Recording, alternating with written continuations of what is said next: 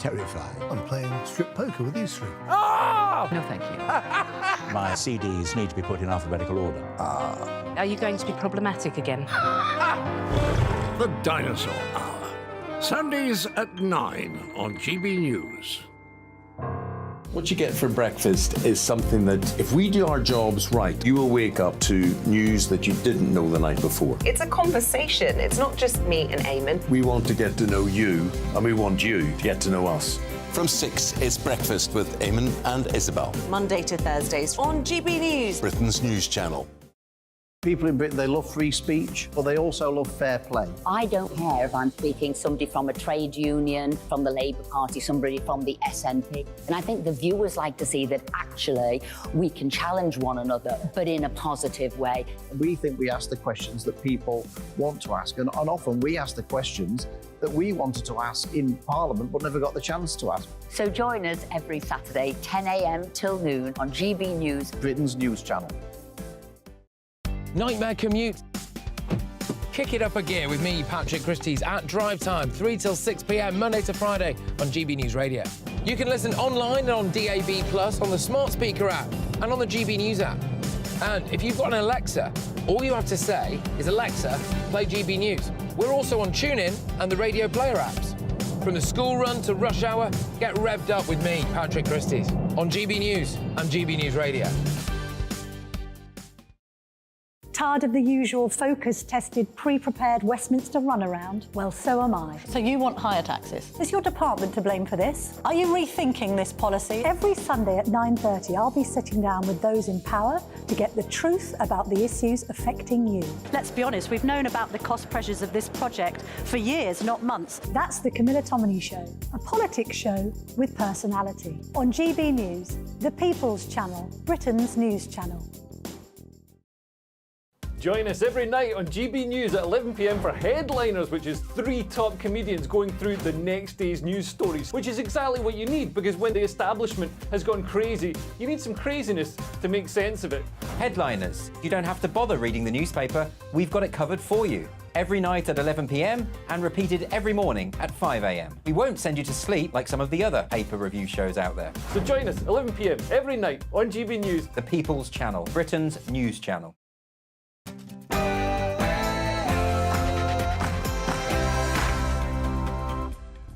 Happy Tuesday, one and all. It's 9 p.m. I'm Mark Dolan, and this is GB News Tonight. And Dominic Cummings turned the air blue at the COVID inquiry today as his extraordinary X-rated rants were relayed to everyone. You called ministers useless pigs, morons.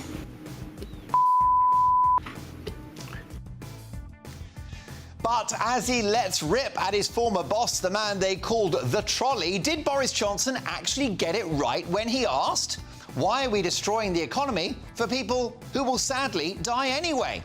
My brutally honest big opinion is up next. I'm not pulling my punches, but I'll also get the views of tonight's top panel. Esther McVeigh, Derek Lord and Rebecca Reid. In the clash, as King Charles begins his state visit to Kenya, should he be apologising for Britain's colonial past? Niall Gardner and Nina Mishkov go head-to-head. Plus, the dame with the game. Former Education Minister Andrea Jenkins reacts to a Somerset council ditching the word mother in yet another insult to women. And finally, with a new poll showing older people are far more likely to recycle than the Gen Z brigade, are the younger generation eco-hypocrites? Kim Woodburn squares off against the infamous Just Stop Oil protester who went snooker loopy at the World Championships. He's got balls, as does Kim. That's the clash. That's not one to miss. As always, you'll get a first look at tomorrow's newspaper front pages, hot off the press, and the formidable journalist and biographer Tom Bauer will be here on a tough day for the subject of his best-selling book, Boris Johnson. So, a packed 2 hours coming up with my big opinion on the way. It's a lively one. First, the news and Tatiana Sanchez.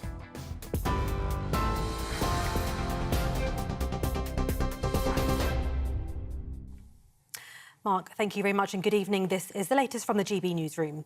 Boris Johnson's former chief advisor has told the COVID inquiry he warned of the NHS imploding like a zombie apocalypse film.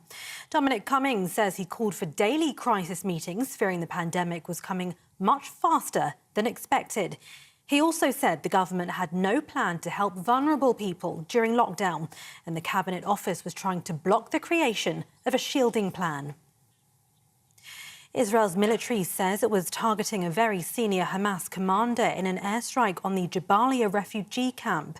This is video footage that they have released this evening. Israel Defense Forces says it destroyed entrances to terror tunnels, weapons and military equipment. The airstrike killed 50 Palestinians and left 150 injured. Officials are now saying the opening of Gaza's Rafah boarding crossing tomorrow will allow for 81 severely wounded Palestinians to be treated in Egypt. Meanwhile, a group of pro-Palestinian activists have staged a sit-in at Liverpool Street Station in London in protest at the Israel-Hamas conflict. More than 500 people joined the protest to demand an immediate ceasefire to Israel's attacks on Gaza and an end to arms exports to Israel.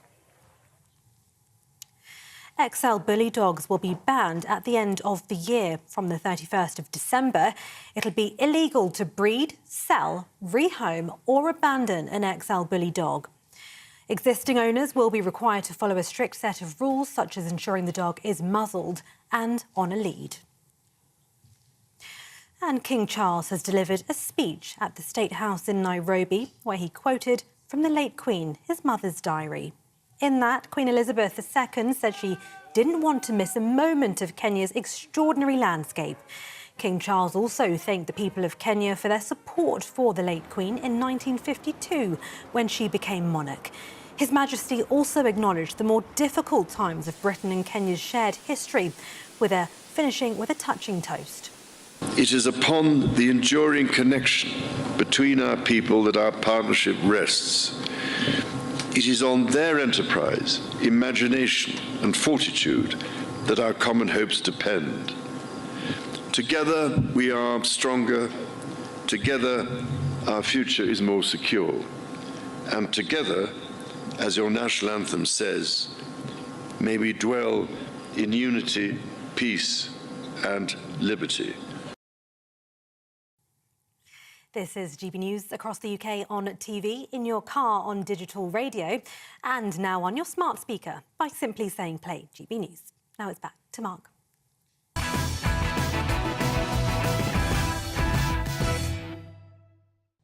I thought I was watching Trainspotting, Goodfellas, or an episode of The Thick of It today. Turning the air Tory blue, Boris Johnson's former chief advisor, Dominic Cummings, spoke to the official COVID inquiry. You called ministers useless pigs, morons,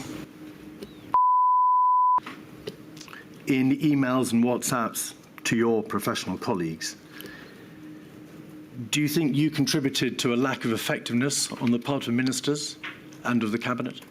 My appalling language is obviously my own, but my judgment of a lot of senior people was widespread.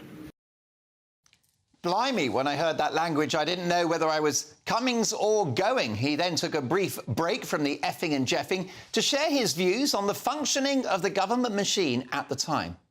The Cabinet Office was a bomb site, and many officials had come to me and said, this is causing chaos. There has to be some formalised system to actually grip this, because the Cabinet Office was a dumpster fire. The Cabinet Office was a dumpster fire. I'm going to assume that's a bad thing.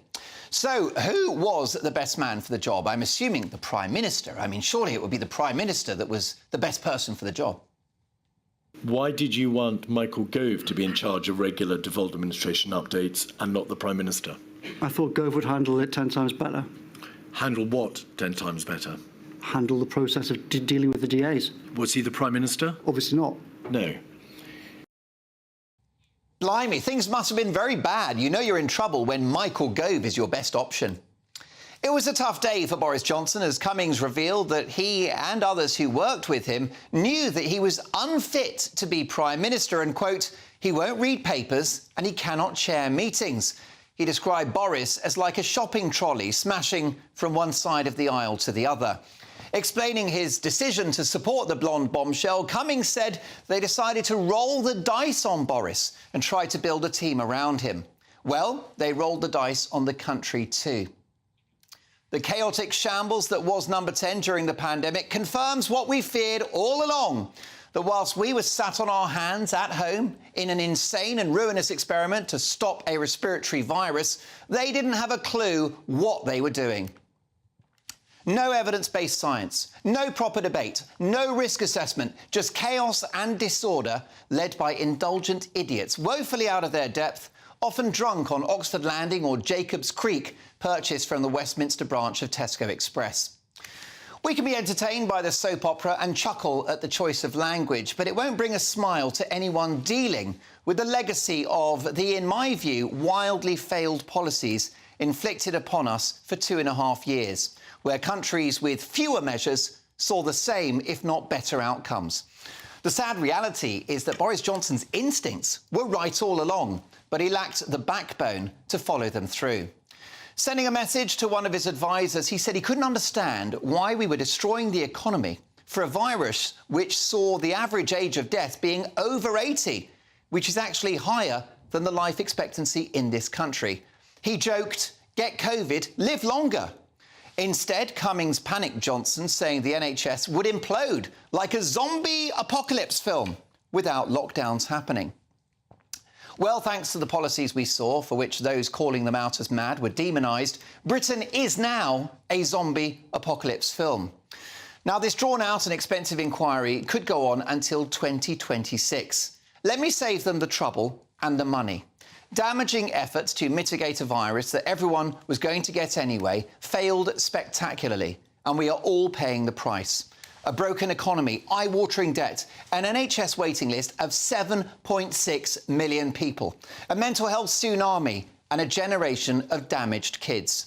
Forget about Dominic Cummings' language today. My own views on this spectacular and historic mistake are not suitable for broadcast on a family show. However, there are 2 words I can say on air. Never again. Your reaction, mark at gbnews.com. I'll get the thoughts now of my brilliant panel, former Cabinet Minister and GB News presenter Esther McVey MP, banker and visiting professor Derek Lord, and author and journalist Rebecca Reid. Derek, your reaction to what you heard today in Parliament? It wasn't in Parliament. Where was it? It was the inquiry. Parliament. Of course it was. I was thinking at Select Committee. Parliament isn't sitting. But none of it came as a surprise to me. I mean, we all know that at the most important level, government is a dysfunctional entity. I mean, there are examples in our living memory which would horrify any taxpayer. £10 billion spent on an IT system in the NHS that then didn't work. The same happened in the Ministry of Defence. Look at the shambles of HS2. But to come back specifically to Cummings, the one thing I would say about this is that it reveals more about Boris Johnson than it does about government, because I've always known, Esther will be able to tell us too in detail, that government is pretty dysfunctional at many levels. But it reinforced to me that Boris Johnson's not really very good at following his own instincts, because if he was following his own instincts, there wouldn't have been a lockdown. And he clearly didn't. And I think, too, probably, if he was following his own instincts, if truth be known, he would not have been a campaigner to leave the European Union. So there are other examples that one could advance to show that the big problem in government at the time was not somebody like Cummings, but it was, in fact, the Prime Minister himself. Esther McVey, are you shocked and disappointed to hear the details of what was going on at Number 10 during the pandemic? When I listened to Dominic Cummings, unfortunately, he's got an overinflated opinion of himself. He thought he was the genius and everybody else were thickos, quite frankly, and it was the other way round. The person, in fact, there were 2 people whose instincts were right, and that was Boris Johnson and it was Rishi Sunak, but unfortunately, they were browbeaten by the lockdown fanatics, of which Cummings is one. So you've got Whitty, Valance, the civil servants, and as I said, Cummings, and unfortunately, they buckle to that. But the reality is, what Boris Johnson said the average age of life expectancy in this country is 80.9 years old. The average age, should you have got COVID and died, was 83, and the number of people who got COVID and died was 0.3%. So should you have followed those figures, you would not have locked down. And so we've got our eminent professors, whether that's Sunetra Gupta, whether that was Professor Carl Hennigan, saying you shouldn't lock down, you should look after the most vulnerable in society, because what flows from that will be the disasters that happened, and they surely did. So sadly for me, Boris didn't follow his instincts. His failings is that he wants to be loved, and sadly, I think that's why he buckled. Dominic Cummings should never have been in that job, and the tragedy is if Boris had followed his instincts, not locked down, had have done more like Sweden, we would have done a lot better, and he'd still be in a job. And why didn't he? There's no point having a view that's retrospective, woulda, shoulda, coulda. Why didn't he have the backbone to stand up to Sage and his colleagues in the civil service and possibly in the cabinet? I think it is because he wants to be loved. He was looking for approval from everybody else. And the other thing I will say, when so many people are ganging up against you, like I said, and you're your being balances, told your witty, you're being constantly being told. He did buckle. So some of the things when Cummings said, oh, I spoke to him for 2 hours, he didn't change his mind. Cummings, that's because he didn't think much to your opinion, but eventually he was worn down, and maybe the fact that he got COVID also depleted his energies to fight. Chaos in number 10, Rebecca Reid. Should those who backed lockdowns hang their heads in shame? No, I think at the time... Why not? Because I think at the time everybody was genuinely trying to do the right thing. Nobody... It was the wrong thing. Sure, absolutely, but people make mistakes, and this was an unprecedented situation. And I'm not one to sit here and sing Boris's praises. That's not my natural métier at all. But when I look at this, I feel really cross, because I'm not sure that it's a good use of anyone's time and money to pore over how this happened. I agree, never again. I don't think people would do it again. But these are people who all came to work every day trying to keep people alive and keep people safe. This is not malicious. It was not totalitarian control. It was not Boris Johnson wanting to ruin everyone's lives. This was because people genuinely thought it was the safest thing to do. And I think it's really easy to forget that everyone, the Tory party, were in this instance working from trying to do the right Derek, thing. the medical experts were very clear that lockdowns, masking and eventually vaccines would save lives. What have they got to apologise for? Many would argue nothing. Well, the science changed and the advice similarly over a period of time. The one thing you've got to remember is that there are 216 viruses that infect humans in this country, and in the world, and 4 new viruses every year. The thing that's most strange... I've had a few of them, but I don't want to show off. The thing that's most strange is that you would have thought the Department of Health, the Cabinet Office and the Treasury would already have in place a plan for dealing with But there was a plan in place, and that was not to lock down. And also they had these facts in April, May of 2020, who was vulnerable to the disease, and they shouldn't have locked down. Do you have any regrets for backing a man who was demonstrably the wrong person to be Prime Minister during the pandemic? Did you vote for him?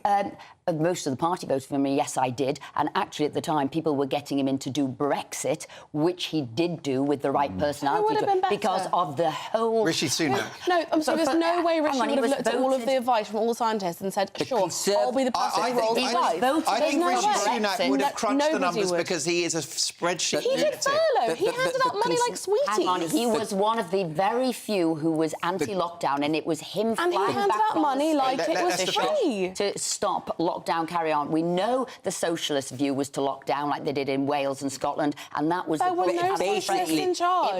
basically the Conservative Party gambled the future of a nation by putting somebody inside number 10 that they knew all along could only do one thing, and that was Brexit and nothing else, and it was a disaster. Rebecca. At the time, it was understood to be that there was a very real risk to human life. We know now that that wasn't the case, but we did not know, particularly right at the beginning. We did at the time. I think at the very beginning we were told it would be mild for most. We didn't know. The science was very mixed. No, by March they knew. It was April and May 2020. They knew the 0.3%, and they knew who was vulnerable, and they knew the age, and that's why you had Anders Tegnell coming over from Sweden, who was the epidemiologist there. Sweden is a completely different country. who said this is not what you should do. You should be protecting the most vulnerable, and Population that's density is completely different in Sweden. Sweden is a completely different country. No, that's not true. Why would, okay, That's actually, by this logic, Sweden has by very this densely logic, populated cities and a 10% BAME population. By this logic, why would they have wanted to lock down? Why would they have wanted to destroy the economy? Well, possibly because of a culture in number 10, where they got a kick out of telling people what to do. You they didn't can't look seriously at the think data. like Professor Neil Ferguson and Professor John Edmonds who were pushing for it, and they were wrong. The modelling that's been done is very credible and it's very authoritative. Had we locked down earlier, we would have. That old chestnut. That's true. Listen, it's we would have true. been in lockdown for 35 days, not 69. It's There true. you go. Well, look, it's all opinions. This show is the home of diverse opinion. What's yours? Mark at gbnews.com. As a Somerset council ditches the word mother in another insult to biological women, should the UK follow Emmanuel Macron's lead and stop woke ideology destroying the English language? Former Education Minister and full woman, Dame Andrea Jenkins, gives her take on that shortly.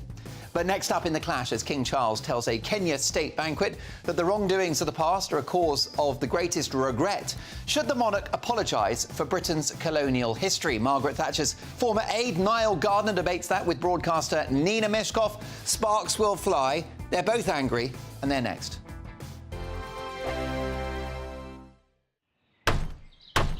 Who is it? We're here for the show. More energy this time! Welcome to the Dinosaur Hour. I was married to a therapist. And you survived? I thought we were getting Hugh Laurie. Second best. You interviewed Saddam Hussein. What's that like? I was terrified. I'm playing strip poker with these three. Ah! No, thank you. My CDs need to be put in alphabetical order. Are you going to be problematic again? The Dinosaur Hour. Sundays at 9 on GB News. What you get for breakfast is something that, if we do our jobs right, you will wake up to news that you didn't know the night before. It's a conversation. It's not just me and Eamon. We want to get to know you, and we want you to get to know us. From 6, it's Breakfast with Eamon and Isabel. Monday to Thursdays on GB News. Britain's news channel. People in Britain, they love free speech, but they also love fair play. I don't care if I'm speaking somebody from a trade union, from the Labour Party, somebody from the SNP. And I think the viewers like to see that actually we can challenge one another, but in a positive way. We think we ask the questions that people want to ask, and often we ask the questions that we wanted to ask in Parliament but never got the chance to ask. So join us every Saturday, 10 a.m. till noon on GB News, Britain's news channel. Nightmare commute. Kick it up a gear with me, Patrick Christie's at Drive Time, 3 till 6 p.m, Monday to Friday on GB News Radio. You can listen online and on DAB+, on the smart speaker app and on the GB News app. And if you've got an Alexa, all you have to say is, Alexa, play GB News. We're also on TuneIn and the Radio Player apps. From the school run to rush hour, get revved up with me, Patrick Christie's, on GB News and GB News Radio.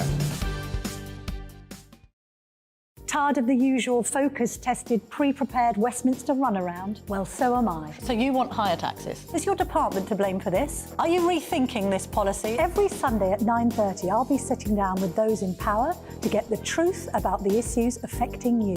Let's be honest, we've known about the cost pressures of this project for years, not months. That's the Camilla Tominey Show, a politics show with personality. On GB News, the People's Channel, Britain's news channel. Now then, Lee Anderson here. Join me on GB News on my show, The Real World, every Friday at 7 p.m. I'm not eating bloody cat. Are you Delicious. mental? Open your mouth. OK, here comes a train. Reminds me of the scene in Singing in the Rain. Adam, is that a good one? Whoa! Join me at 7 on GB News, Britain's news channel. When the news happens, it happens here. And really important breaking news. Breaking news this morning. On TV, radio and online, the news starts here on Britain's Newsroom. All the biggest stories and the answers that you need from across the UK and beyond. Join Britain's Newsroom from 9:30 on GB News. The People's Channel, Britain's news channel. GB News, unlike other broadcasters, isn't obsessed with the London-Westminster bubble. We think there's a nation beyond the M25, and that's why we talk about the issues that matter across the land. Join me on State of the Nation, 8 to 9 o'clock, Monday to Thursday, on GB News. Daisy's listening, and you should too.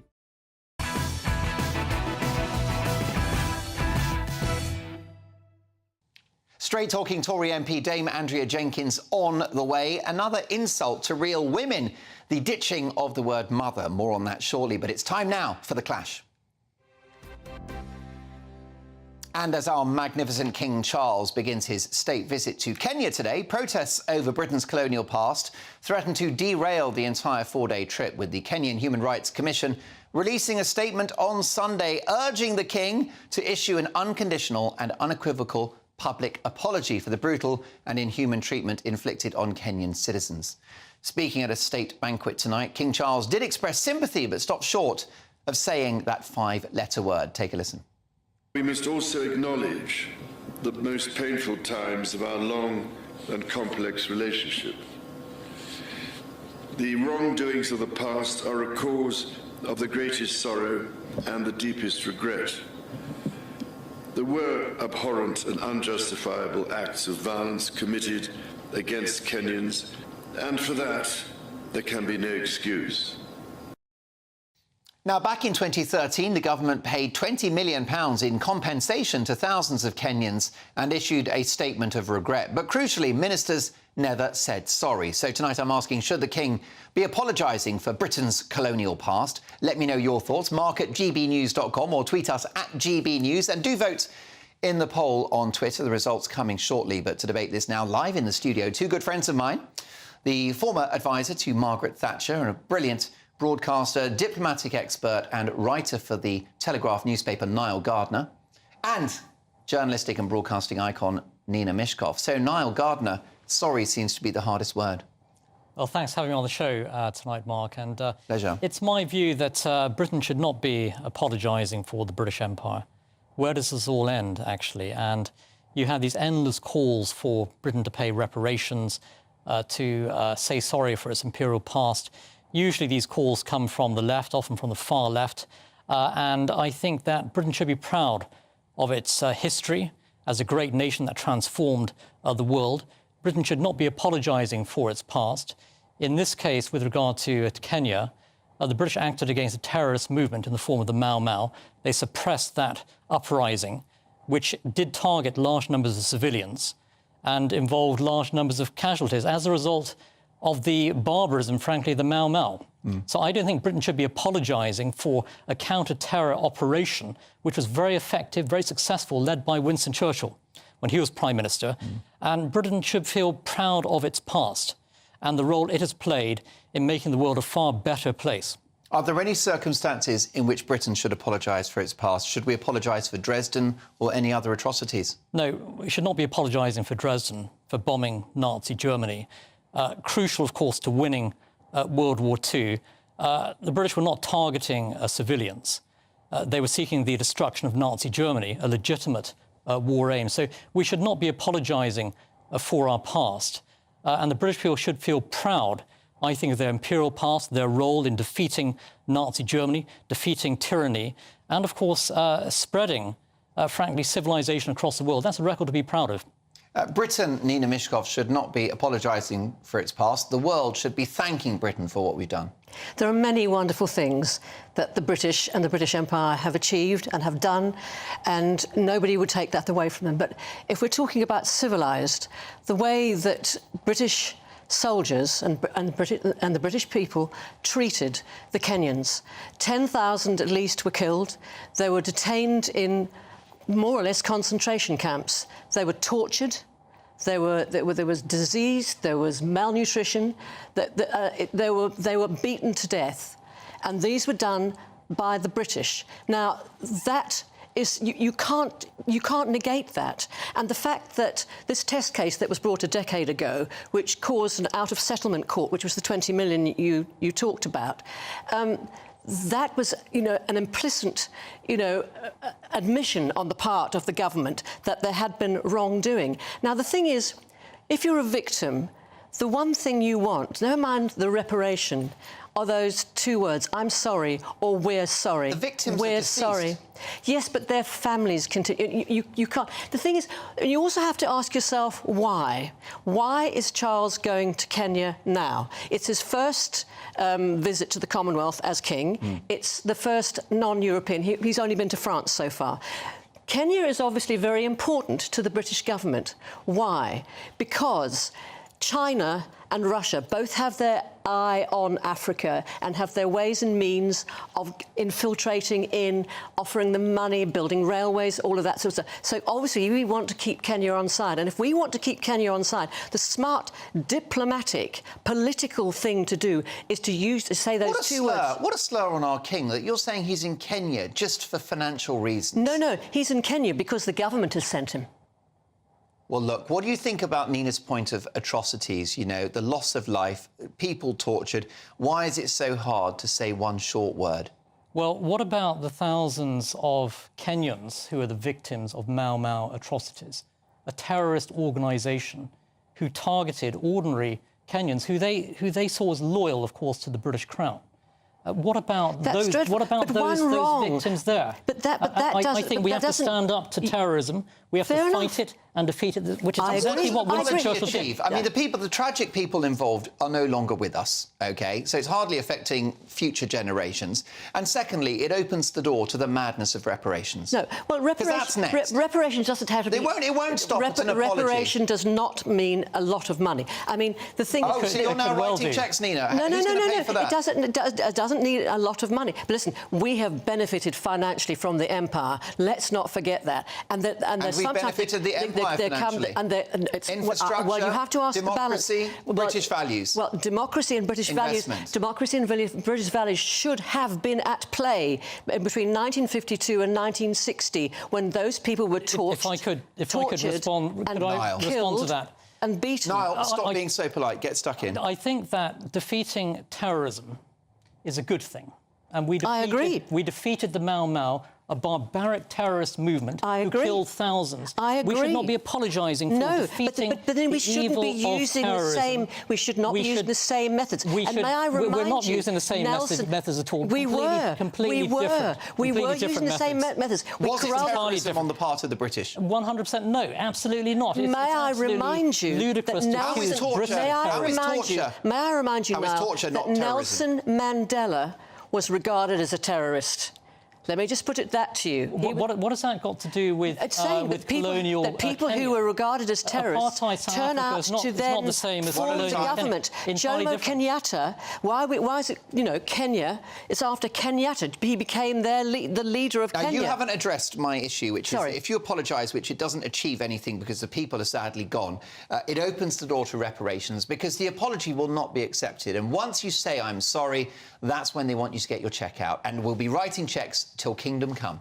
No, I don't agree that you will be writing cheques. But the thing is, you have to win the hearts and minds. I mean, it's a legal minefield. You have to win the hearts and minds of people. Is a legal minefield as well? I think the Dutch king apologising would be absolutely wrong. South Africa. Well, reparations. It's a small, irrelevant, flat country. And Germany has apologised to Namibia. If I could respond, why can't we own our mistakes? Britain is not Germany. One at a time. Completely different. I would say. Finish your point. Fair enough. I was going to say, why can't we own our mistakes? You don't seem to be able to accept the fact that we behaved in this barbarous, grotesque manner. I'm proud of Britain. I'm proud of the British Empire. I'm proud of what we achieved as a great nation on the world stage. We should not be apologising or paying reparations. We're not apologising for that. Reparations are just extortion. Admit that we behaved in a barbarous fashion. No, I'm not going to admit that because it's not true. It's not true at all. It is not true at all. Come on. It's a complete delusional lie. That you are deluded.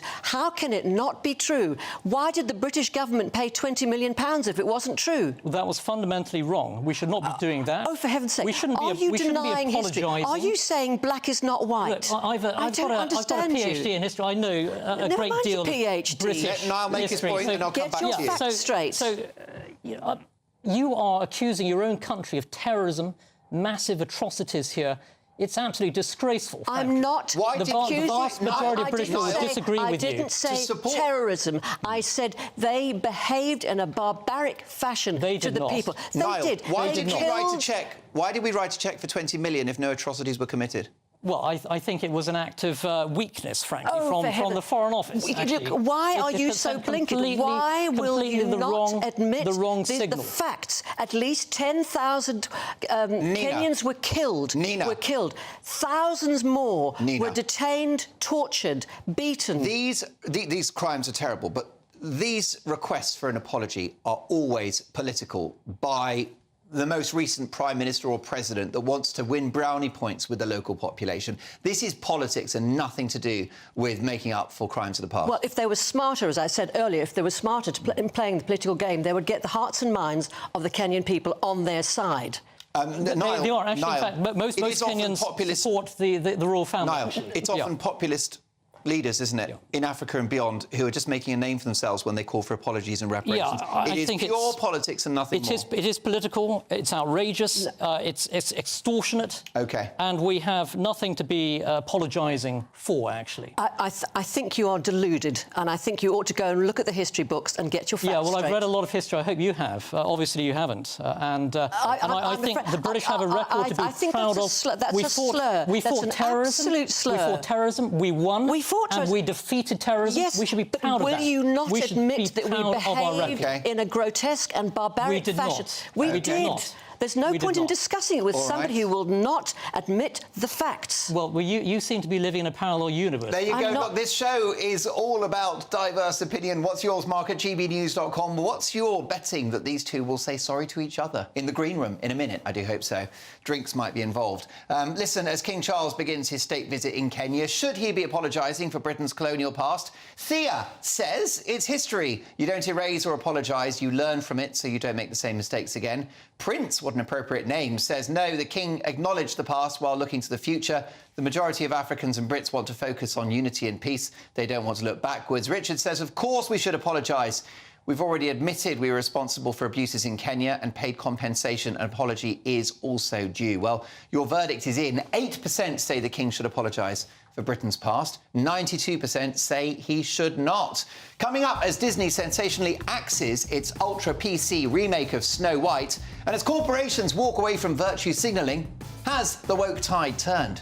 Former Corrie star and voice of the people Charlie Lawson weighs in on that, plus Dominic Cummings' outrageous language today at the COVID inquiry. Is swearing in the workplace unprofessional? All of that's coming up, but next, as a Somerset council ditches the word mother in yet another insult to women. Should the UK follow Emmanuel Macron's lead and stop woke ideology destroying the English language? Former Education Minister Andrea Jenkins, a full biological woman, gives her no-nonsense take next. In a world of dull and predictable radio and TV shows. Oh, hi. On Mark Dolan tonight, we've got big guests. We drill into the big stories of the day. The show adds up to a brilliant listening and viewing experience. Mark Dolan Tonight is the most entertaining current affairs show ever, and that's a fact. Join me, Mark Dolan, Fridays and Saturdays from 9, Sundays from 10. Only on GB News, the People's Channel, Britain's news channel. There's only 3 people you can trust in life. Your doctor, your lawyer, and your nana. I'm not sure. So join me, Nana Aquare, at 3 p.m. every Saturday and Sunday, where we discuss the biggest topics of the weekend. Be ready for battle. Could you be quiet? What is this? It's on your teeth. It's on your teeth. I don't bite. Well, not without a good reason. Always honest, always fun. Every weekend at 3 p.m. on GB News, the People's Channel, Britain's news channel. So Jubes & Co, we tackle the issues of the day with real, robust debate, both sides of the fence, battling it out with me in the middle with my forthright opinions and views. And often really interesting things happen because you start with a position and then by the end of the debate you find actually, well, I might not have thought about that one. What we need in this country is 2 new political parties. You should maybe think about doing a 2024 calendar. I'm Michelle Dewberry and I'm keeping you company right through until 7 o'clock this evening. GB News, the People's Channel, Britain's watching. Join us every night on GB News at 11 p.m. for Headliners, which is 3 top comedians going through the next day's news stories, which is exactly what you need, because when the establishment has gone crazy, you need some craziness to make sense of it. Headliners. You don't have to bother reading the newspaper. We've got it covered for you. every night at 11 p.m. and repeated every morning at 5 a.m. We won't send you to sleep like some of the other pay-per review shows out there. So join us 11 p.m. every night on GB News, the People's Channel, Britain's news channel. GB News, unlike other broadcasters, isn't obsessed with the London-Westminster bubble. We think there's a nation beyond the M25, and that's why we talk about the issues that matter across the land. Join me on State of the Nation, 8 to 9 o'clock, Monday to Thursday, on GB News. Daisy's listening, and you should too. Every Sunday from 11, join Michael Portillo. There will be topical discussion, looking at the week before and the week to come. So kick back and relax at 11 a.m. on Sundays on GB News with me, Michael Portillo. GB News, the People's Channel, Britain's news channel. I'm Andrew Doyle. Join me at 7 o'clock every Sunday night for Free Speech Nation, the show where I tackle the week's biggest stories in politics and current affairs with the help of my 2 comedian panellists and a variety of special guests. Free Speech Nation, Sunday nights from 7 on GB News, the People's Channel, Britain's news channel. Nightmare commute. Kick it up a gear with me, Patrick Christie's, at Drive Time, 3 till 6 p.m, Monday to Friday on GB News Radio. You can listen online and on DAB+, on the smart speaker app, and on the GB News app. And if you've got an Alexa, all you have to say is, Alexa, play GB News. We're also on TuneIn and the Radio Player apps. From the school run to rush hour, get revved up with me, Patrick Christie's, on GB News and GB News Radio.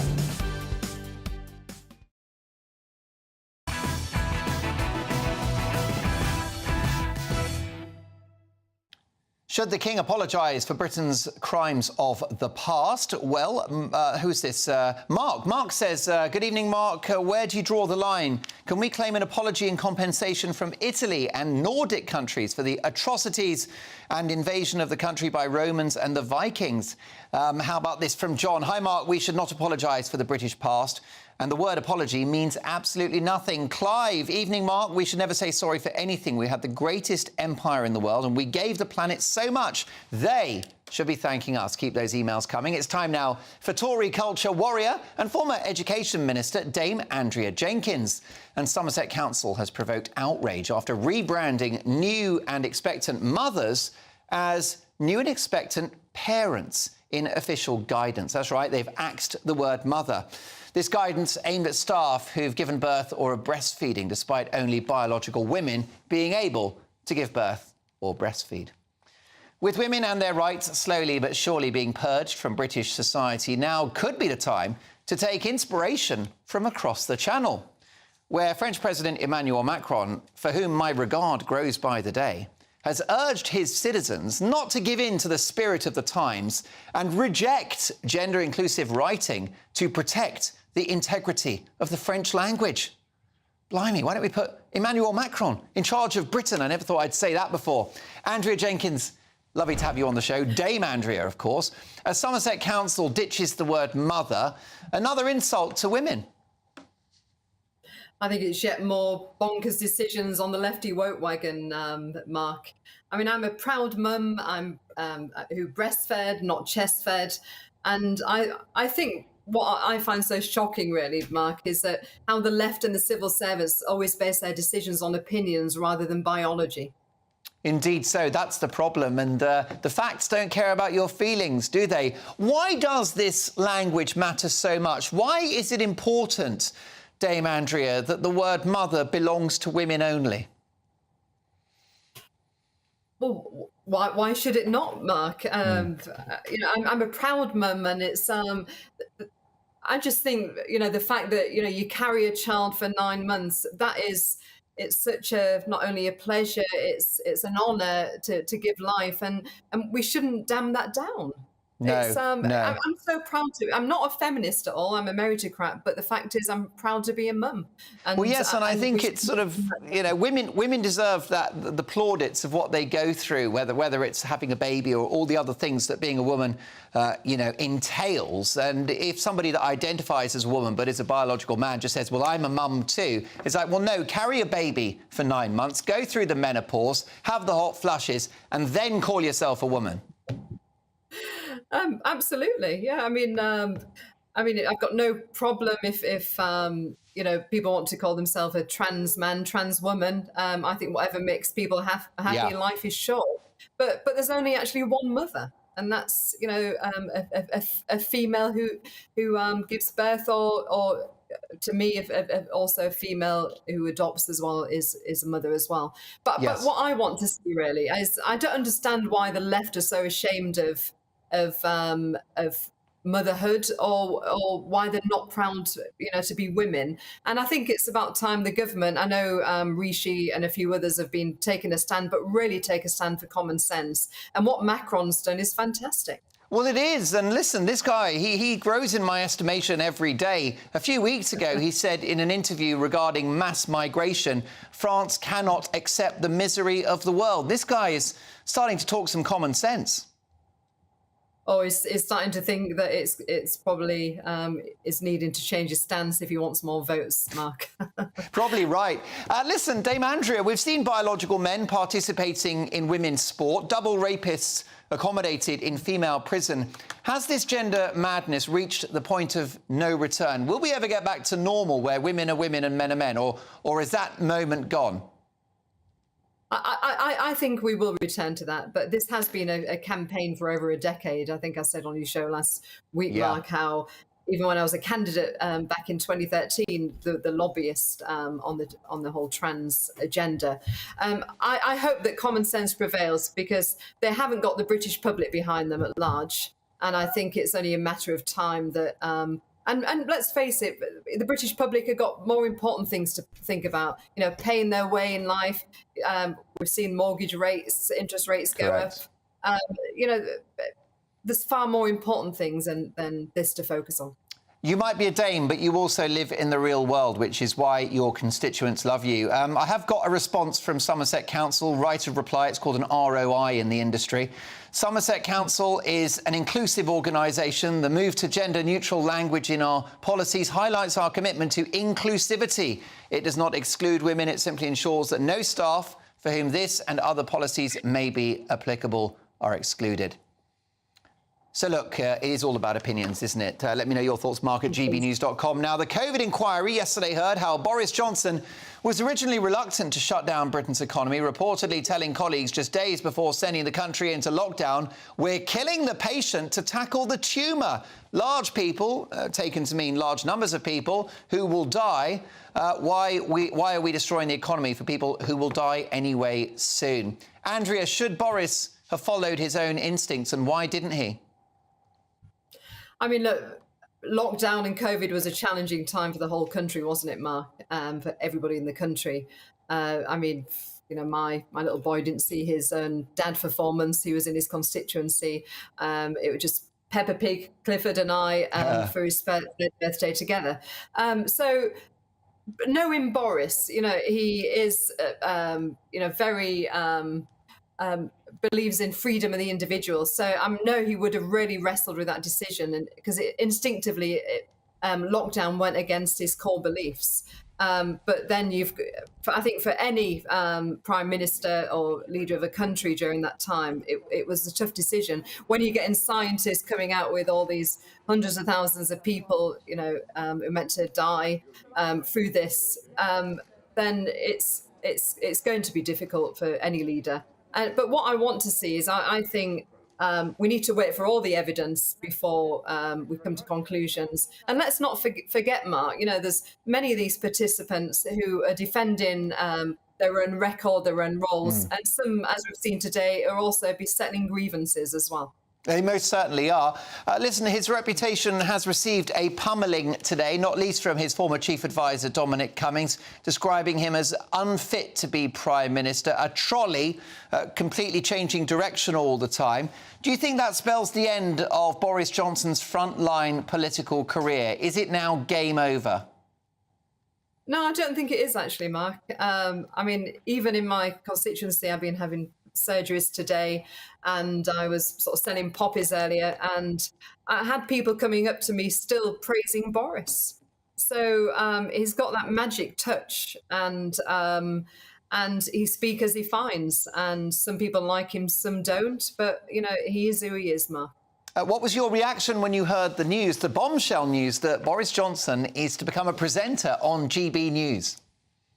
I think it's amazing, and it's great testament to GB News, Mark. And I know that many of my constituents already tune in. Whenever I come on the show, they always say, "Oh, I saw you on GB News," and I think people will be tuning in to see Boris. I mean, he's unique, and I'm sure it'd be fascinating viewing. I mean, to actually have a ex-prime minister on the show to share his views, give insights of his time in government, it'll pull up the viewing figures in. But what I think will be interesting, actually, Mark, is I think people will watch this and think, what the heck have Conservative MPs been doing in ousting him?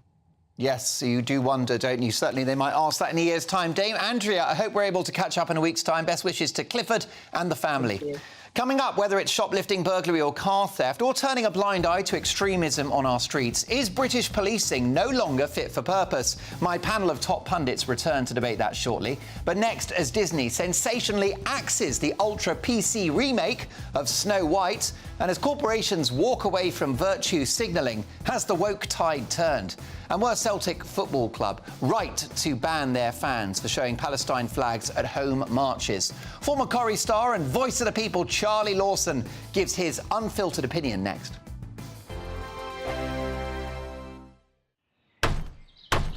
Who is it? We're here for the show. More energy this time! Welcome to the Dinosaur Hour. I was married to a therapist. And you survived? I thought we were getting Hugh Laurie. Second best. You interviewed Saddam Hussein. What's that like? I was terrified. I'm playing strip poker with these three. Ah! No, thank you. My CDs need to be put in alphabetical order. Are you going to be problematic again? The Dinosaur Hour. Sundays at 9 on GB News. Tired of the usual focus-tested, pre-prepared Westminster runaround? Well, so am I. So you want higher taxes? Is your department to blame for this? Are you rethinking this policy? Every Sunday at 9:30, I'll be sitting down with those in power to get the truth about the issues affecting you. Let's be honest, we've known about the cost pressures of this project for years, not months. That's the Camilla Tominey Show, a politics show with personality. On GB News, the People's Channel, Britain's news channel. Join me, Patrick Christie's, Monday to Friday, 3 till 6. We tackle the day's news agenda like you've never seen before. It's high tempo, high octane, the most controversial topics and the best guests. You will not be able to take your eyes and ears off it. I'm not afraid to ask the questions that you really want answered. 3 till 6 p.m, Monday to Friday on GB News, the People's Channel, Britain's news channel. Now then, Lee Anderson here. Join me on GB News on my show, The Real World, every Friday at 7 p.m. I'm not eating bloody cat. Are you Delicious. mental? Put in your mouth. OK, here comes a train. Reminds me of the scene in Singing in the Rain. Adam, is that a good one? Whoa! Join me at 7 on GB News, Britain's news channel.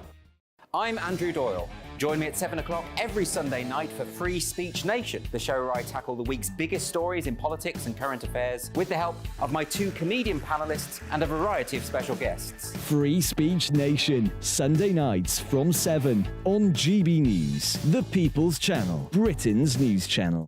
GB News, unlike other broadcasters, isn't obsessed with the London-Westminster bubble. We think there's a nation beyond the M25, and that's why we talk about the issues that matter across the land. Join me on State of the Nation, 8 to 9 o'clock, Monday to Thursday, on GB News. Daisy's listening, and you should too.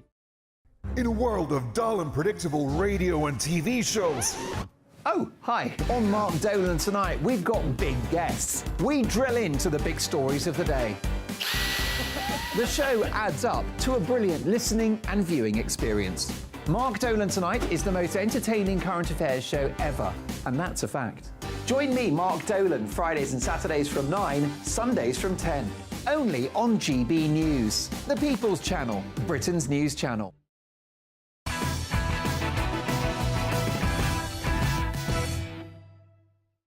More on the King in Kenya with legendary royal biographer Tom Bower live in the studio in the next hour. But it's time now for TV soap legend Charlie Lawson. And Right On execs at Disney have finally fallen on their sword over their hugely controversial woke remake of kids' classic Snow White, with the £300 million film delayed by a year after its lead actress sparked fury with a series of public clangers. Rachel Zegler went viral earlier this year after slamming Prince Charming as a weird stalker and boasting how her portrayal of Snow White would feature a fierce, independent woman. The film was also set to scrap the Seven Dwarfs in favour of more diverse characters. Disney said the delay was down to the Hollywood writers' strike. I'm sure that's true. But Charlie Lawson, has the woke tide turned? Well, good evening, Mark. It's to be bloody well hope so, isn't it? I mean, you know, everybody could see that this charming, fine actress was just digging a big bloody hole. And quite frankly, I think Disney have been wised up because they've listened to the response. And Walt wouldn't have been happy in the first place. I mean, this damn thing was written and shot and whatever, you know, in the 30s or 40s. I can't remember exactly when. I'm sure somebody will correct me. But it's Snow White and the Seven Dwarfs. That's the song. That's the story, and that's the way it should stay. It's a fairy tale, and but it's another one of these woke, wanky nonsense, claptrap bits of rubbish that the woke society and Hollywood have come along and decided to jump on the bandwagon. It's as simple as that, and I'm delighted that they've postponed it, and it wouldn't surprise me if they drop it or certainly reshoot bits of it. Well, definitely. I mean, Charlie, you couldn't make this up. They got rid of the Seven Dwarves because they weren't diverse, but that meant that you put these dwarves out of work, OK? Surely putting dwarves in a film is good for diversity, not bad. Yes, and I remember many years ago, Mark, in having a long conversation with seven dwarves down at the Theatre Royal in Plymouth. We were doing a Shakespeare play, and they were doing rehearsing the panto. And they were perfectly capable of looking after themselves and were certainly not offended by being called dwarves. And I think somebody came up with a ridiculous bloody phrase that we couldn't call them dwarves in Snow White, but they had to be people who were challenged with their height, who worked underground as miners. I mean, in the name of Jesus, what a load of complete bollocks. Well, it's funny you should use the B word, Charlie, because Dominic Cummings, Boris Johnson's former top advisor, came under fire in the COVID inquiry today for using a lot of expletives in the workplace, including the C word. Is it ever acceptable to turn the air blue at work, or is it unprofessional? What do you think about swearing on the job? Well, it's part and parcel of where I come from in Northern Ireland. I have to say, if you got off at George Best City Airport and got into the taxi, the first thing you would hear was, you know, a swear word about how are you. But in my line of work, I'll tell you an amusing story about this world of woke. We swear in our business. It's as simple as that. And I think, as Billy Connolly said, if you can do it well, it's fine. I would certainly would not use that C word and other words in front of the young women. I just wouldn't do it. There are plenty of other swear words that are just as effective. But we must remember two things. Language is as old as man himself, and I think you'll find Chaucer was pretty fresh with his words. But anyway, in 2019, this is how bloody ridiculous it is. 2019, I'm doing the world premiere on stage of Inspector Rebus Long Shadows. And during rehearsals, me especially, it was 108 pages, and I was in 108 of them. And, you know, 3 weeks in, you're trying to get off the book and all the rest of it. And if I dried, I won't do it now, Mark. Don't worry, sweetheart. But I would slam my book down and go, "You stupid, deleted, Northern Irish, deleted." And blow me. But the director stopped the rehearsals and said, "Charlie, this is a safe space. We can't use language like that. It's a safe space." And I said, "Are you fucking kidding?"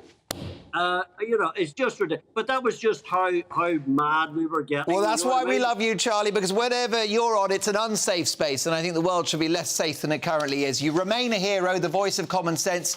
The brilliant Charlie Lawson will return, no doubt, very shortly. Thank you, Charlie. Have a great night. You were effing brilliant. Coming up, TV firebrand Kim Woodburn takes on Just Stop Oil's snooker disruptor Eddie Whittingham as I ask if young people are eco-hypocrites. That's going to be incredible. You won't want to miss it. But first, whether it's shoplifting, burglary or car crime or turning a blind eye to extremism, is British policing no longer fit for purpose? That's next.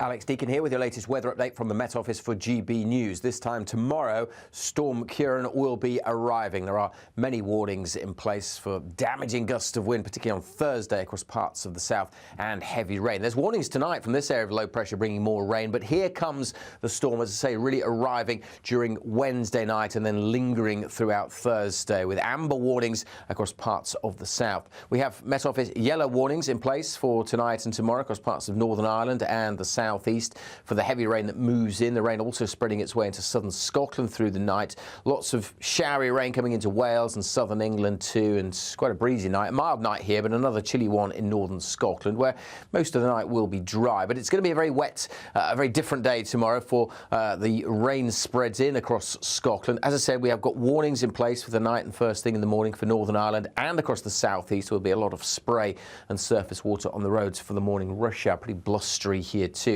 A gusty, blustery day with a mixture of sunshine and showers for most, staying soggy across northern Scotland. Temperatures at best getting into the teens. But here comes Storm Ciarán spreading up from the south and then spiralling in across the country during Wednesday night and lasting for most of Thursday. With the ground so saturated, we are likely to see further flooding issues. The strongest winds across parts of South Wales and southern England. Please check the Met Office website for details of all the warnings.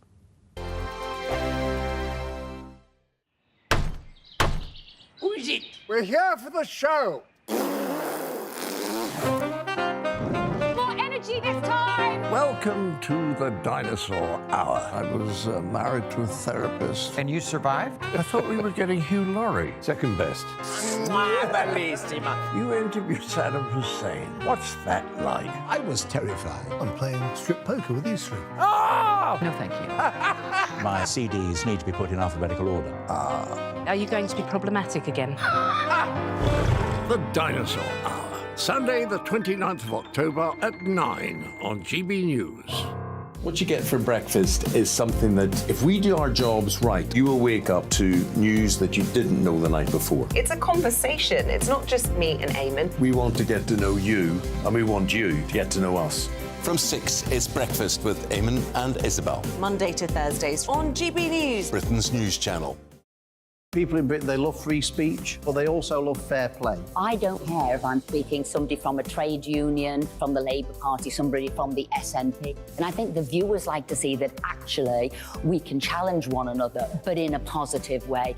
We think we ask the questions that people want to ask, and often we ask the questions that we wanted to ask in Parliament but never got the chance to ask. So join us every Saturday, 10 a.m. till noon on GB News, Britain's news channel. Nightmare commute. Kick it up a gear with me, Patrick Christie's, at drive time, 3 till 6 p.m, Monday to Friday on GB News Radio. You can listen online and on DAB+, on the smart speaker app and on the GB News app. And if you've got an Alexa, all you have to say is, Alexa, play GB News. We're also on TuneIn and the Radio Player apps. From the school run to rush hour, get revved up with me, Patrick Christie's, on GB News and GB News Radio.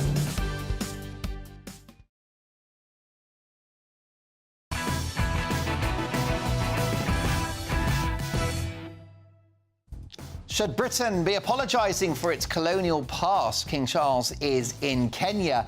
Absolutely not, says Alan in Essex. There are wrongs done by all countries in the past. We should move on. Look, this show's all about opinion and it's all about feedback. Get them to me right now. Go straight to my laptop. Mark at gbnews.com. A really, really busy hour to come. It is 10 o'clock. I'm Mark Dolan and this is GB News Tonight. Britain's cops under the microscope. Whether it's shoplifting, burglary or car theft, or turning a blind eye to extremism on our streets, is British policing no longer fit for purpose? That's the big debate next with tonight's top panel, and they don't agree. Knives will be drawn. Esther McVeigh, Derek Lord and Rebecca Reid. Also tonight, drama in Africa as King Charles visits Kenya. amid protests over the legacy of Britain's colonial rule. So should the King apologise for Britain's behaviour in the past? Formidable journalist Tom Bower weighs in on that one. And Dominic Cummings' scathing claims from the COVID inquiry today that Boris Johnson chronically mishandled the pandemic. Did he, or was he right all along? Also on the way, should the home nations boycott the 2034 World Cup, which will controversially be held in Saudi Arabia? Human rights charities are fuming, but my panel give their reaction shortly. And as a damning new poll reveals that OAPs take more everyday action to tackle climate change than young people, are the Greta Thunberg Brigade all talk and no action? TV firebrand Kim Woodburn takes on Just Stop Oil spokesman Eddie Whittingham shortly.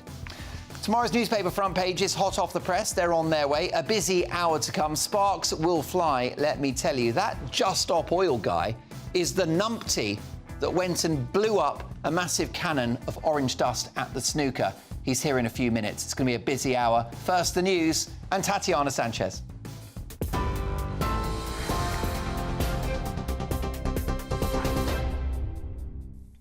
Mark, thank you very much and good evening. This is the latest from the GB newsroom. Boris Johnson's former chief advisor has told the COVID inquiry he warned of the NHS imploding like a zombie apocalypse film. Dominic Cummings says he called for daily crisis meetings, fearing the pandemic was coming much faster than expected. He also said the government had no plan to help vulnerable people during lockdown, and the Cabinet Office was trying to block the creation of a shielding plan. Israel's military says it was targeting a very senior Hamas commander in an airstrike on the Jabalia refugee camp. Israeli Defense Forces says it destroyed entrances to terror tunnels, weapons and military equipment. The airstrike killed 50 Palestinians and left 150 injured. Officials are now saying the opening of Gaza's Rafah border crossing tomorrow will allow for 81 severely wounded Palestinians to be treated in Egypt. Meanwhile, a group of pro-Palestinian activists staged a sit-in at Liverpool Street Station earlier this evening in protest at the Israel-Hamas conflict. More than 500 people joined the protest to demand an immediate ceasefire to Israel's attacks on Gaza and an end to arms exports to Israel. XL bully dogs will be banned by the end of the year. From the 31st of December, it'll be illegal to breed, sell, rehome or abandon an XL bully dog. Existing owners will be required to follow a strict set of rules, such as ensuring the dog is muzzled and on a lead. And finally, King Charles has delivered a speech at the State House in Nairobi where he quoted from the late Queen his mother's diary. In that, Queen Elizabeth II said she didn't want to miss a moment of Kenya's extraordinary landscape. King Charles also thanked the people of Kenya for their support for the late Queen in 1952 when she became monarch.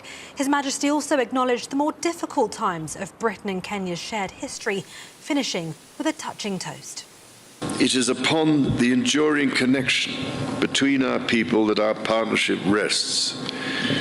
It is on their enterprise, imagination and fortitude that our common hopes depend. Together we are stronger, together our future is more secure, and together, as your national anthem says, may we dwell in unity, peace and liberty.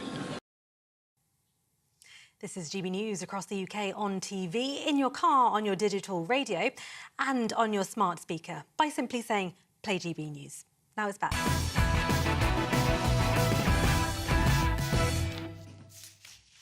Lovely to have Tatiana with us. She used to be my producer. Now she's a huge star on camera. What a brilliant broadcaster. Tatiana returns in an hour's time. Tomorrow's news tonight in our media buzz, and we kick off with the very first look at tomorrow's papers. I think I might have said a rude word there. Nearly, not quite. Is that Dominic Cummings all over again? Quick cock off? OK. Blimey, don't say it twice, whatever you do. Metro, rail ticket queue U-turn. Many people will be happy about this. Hundreds of railway ticket offices facing the axe are to stay open after a shock government change of heart. The I newspaper now. Oh, it's the Express, forgive me. OK, the Express as follows. We're just going to fire it up now. We're just loading it onto the system. King's great sorrow over wrongdoings of the past. Dozens die in Israeli strike on refugee camp. And Boris accused ex-aide of disgusting behaviour instead of solving crisis. Revealed orgy of narcissism at the heart of COVID failings. Chaos at the heart of government during the COVID pandemic was described by Boris Johnson as an orgy of narcissism. A war of words fought by the then PM and top aide Dominic Cummings was exposed in WhatsApp messages at the COVID inquiry. Well, I agree with that. I think that those sage professors, the scientists, thought they were rock stars and were having their little 15 minutes of fame, but that's just my opinion, of course. Let's have a look now at the I newspaper. UK's old people should accept their fate from COVID. Boris Johnson's private stance revealed. Also, some good news. No more interest rate rises in 2023, experts predict. And dozens die in airstrike on Gaza refugee camp. OK, lots more to come. A really busy hour. Boris Johnson's biographer live in the studio, the brilliant Tom Bower, shortly. But my panel are reacting to the big stories of the day. Former Cabinet Minister and GB News presenter Esther McVey MP, banker and visiting Professor Derek Lord, and author and journalist Rebecca Reid. Now, two of England's largest police forces are tonight facing uncomfortable questions, with Greater Manchester Police launching an investigation after one of their officers was caught tearing down posters of Israeli hostages just a day after two Met police officers were filmed removing posters of Israeli children kidnapped by Hamas terrorists in North London. Police folks taking down the posters of kidnapped kids. In response, the Met said, "We have no wish to limit the rights of anyone to protest or to raise awareness of the plight of those kidnapped and the terrible impact on their families. But we do have a responsibility to take reasonable steps to stop issues escalating and to avoid any further increase in community tension." On this occasion, that is what officers were trying to do. But it's not just community tensions that the police are failing to tackle. With only 6.5% of robberies leading to a charge, 75% of car thefts not investigated, and 71% of serious retail crimes completely ignored, police across the country seem to be losing control of an increasingly lawless Britain. So tonight I'm asking whether it's shoplifting, robberies, car thefts, or turning a blind eye to extremism on our streets. Is British policing no longer fit for purpose? Esther McVey. Well, I do defend the police, and I will carry on doing that. But I will say there is a huge divide now between the rank and file and the senior police officer. The rank and file will be like you and I, concerned about what's going on. I'm afraid the senior police officers have gone a bit too political and gone too woke, and they're more concerned about policing people's thoughts and tweets than they are getting onto the criminal behaviour. But what I have seen is a definite cowering of the police. They're so worried about making a bad decision or a wrong decision, a politically incorrect decision, they're making no decisions at all. And when I looked at what was happening with the protests at the weekend, where they had an intelligence centre where they could feed back information, decide if they were going to arrest anybody and might have to arrest them afterwards, I thought, mistake, you're too slow, it needs to be done, it needs to be stopped, and people need to see what the police are doing. So I will always support the police, but I'm afraid it's the senior officers letting the rank and file down who, I'm afraid, are coward. Well, I completely agree, and I think it's the culture of policing rather than the cops involved. Rebecca, this is a huge problem, isn't it? I mean, essentially, burglary now has been decriminalised, 6.5% conviction rate for that, which means that if you burgle a house, you're more than likely going to get away with it. Car crime is not investigated, shoplifting through the roof. Meanwhile, people calling for acts of terror and a holy war on the streets of London and Manchester. What do we have the police for? Why do we pay our taxes? Well, my major issue in terms of things that aren't properly followed up is domestic violence and rape, which is an ongoing issue. Sure, and similar statistics. A similar paucity of action and, sure. and basically a complete failure, though that's been the case for a long time, increasingly more of an issue over the last 10 years as reporting rates have gone up and conviction rates haven't much. Yeah. I think people on both sides of the political spectrum agree that policing isn't working. I take the opposite view of Esther. I don't think that it's about trying to be too woke or being scared about being too tough. I think it's that policing fundamentally doesn't work in the way that we currently have it. At the moment, the police are expected to be social workers, mental health support workers, addiction specialists. They are a fairly poorly paid job which attracts people of a fairly low educational level and then expects them to be able to do what a GP, an ambulance worker, are you calling a doctor, police officers a teacher. thickos?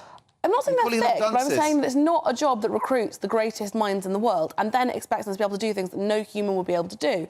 So I believe quite insulting. I believe in. Me say. But the average educational level, the average educational level for a police officer is not that of somebody who is a psychiatrist, and they're expected to be able to do I what think they're police supposed to. officers are some of the cleverest people in our society. Why do you think that? Because they have to work out But where they're the doing an criminals incredibly are bad and get job, them convicted. but they're not doing that. I've never met They're stupid literally not policemen. doing that. I've met some very stupid policemen. But if we just focus on the fact that technically the educational level to enter the police is lower than it is to be, for instance, a doctor, and you're expected to be able to do what a GP would do, which is find people who have addiction issues and then help them. That is not their Have you job. ever met a thick cop? Well, I haven't. Are they a bunch of dunces, like Rebecca says? Is that what I said, Mark? And is that really the point that I'm making here? Or am I saying that it is a service that is being expected to do things that it is not providing the education and training to be able to do?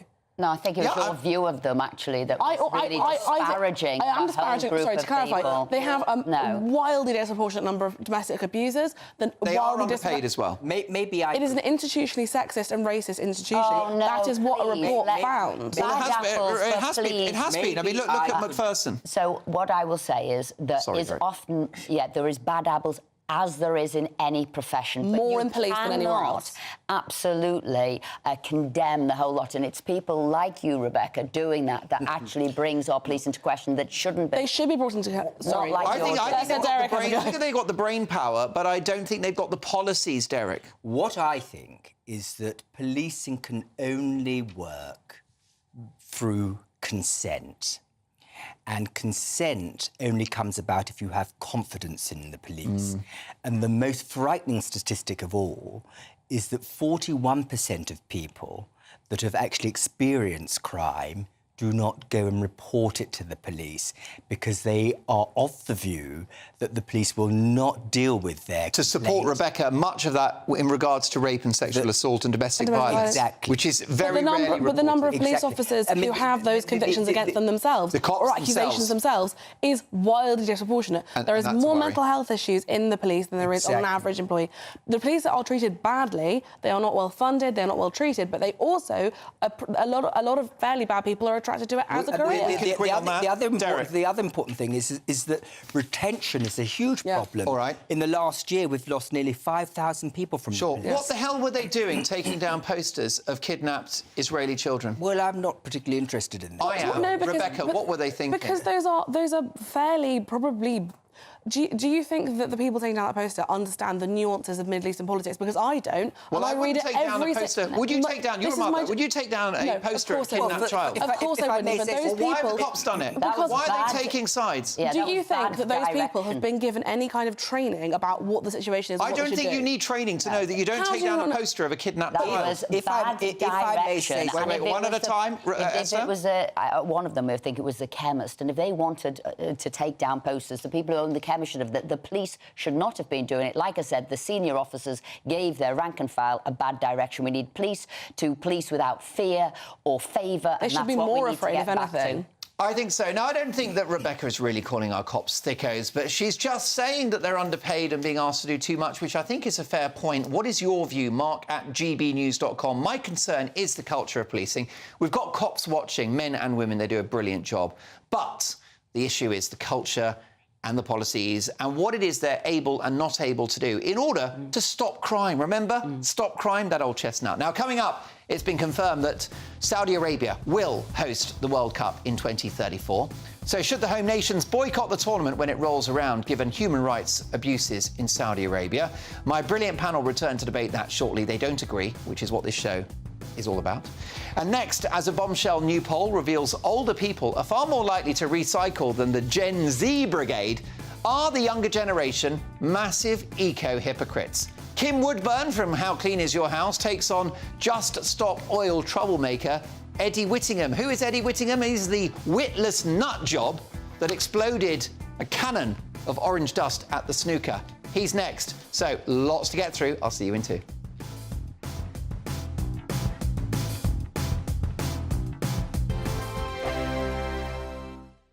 In a world of dull and predictable radio and TV shows.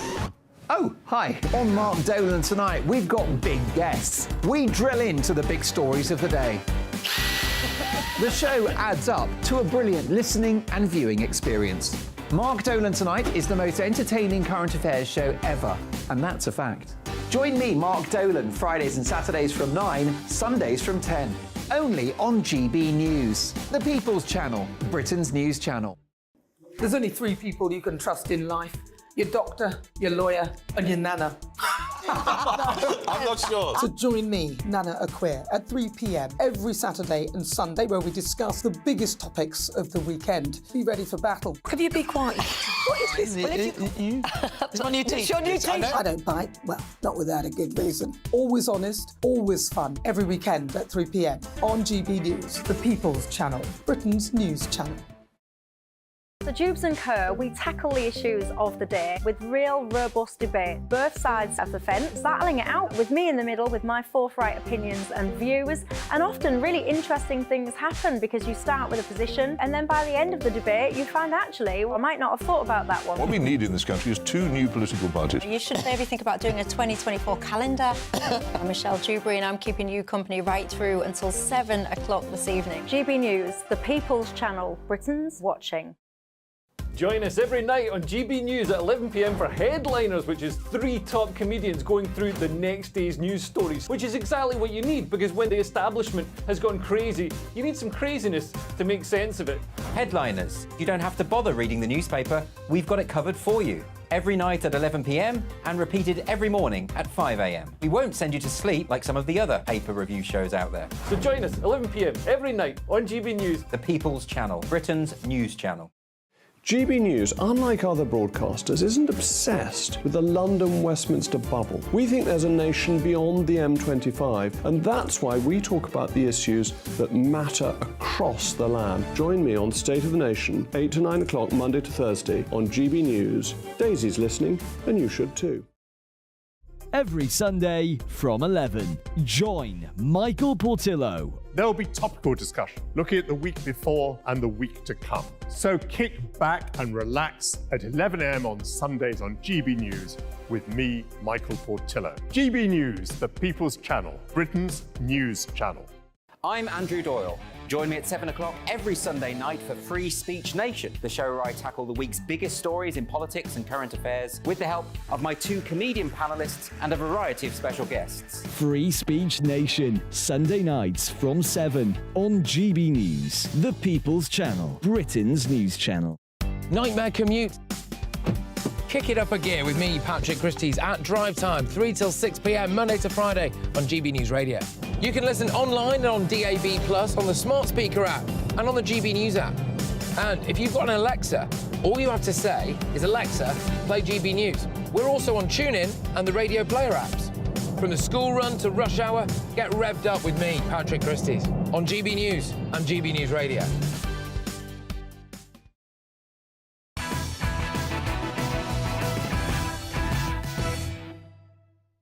Listen, a big reaction to our debate about British policing. They've effectively decriminalised burglaries, sexual assault, car crime, and they're turning a blind eye, in my view, to extremism on the streets. The police in Manchester and London taking down posters of kidnapped Israeli children. Why are they getting involved in that? Well, John says what the police are doing, knowingly or not, is giving the impression that they're on the side of Hamas in the conflict. Well, that's a terrible state of affairs, isn't it? And Richard, brilliant email from Richard, who says, Mark, I'm an ex-cop, 10 years military police and 20 years civil police.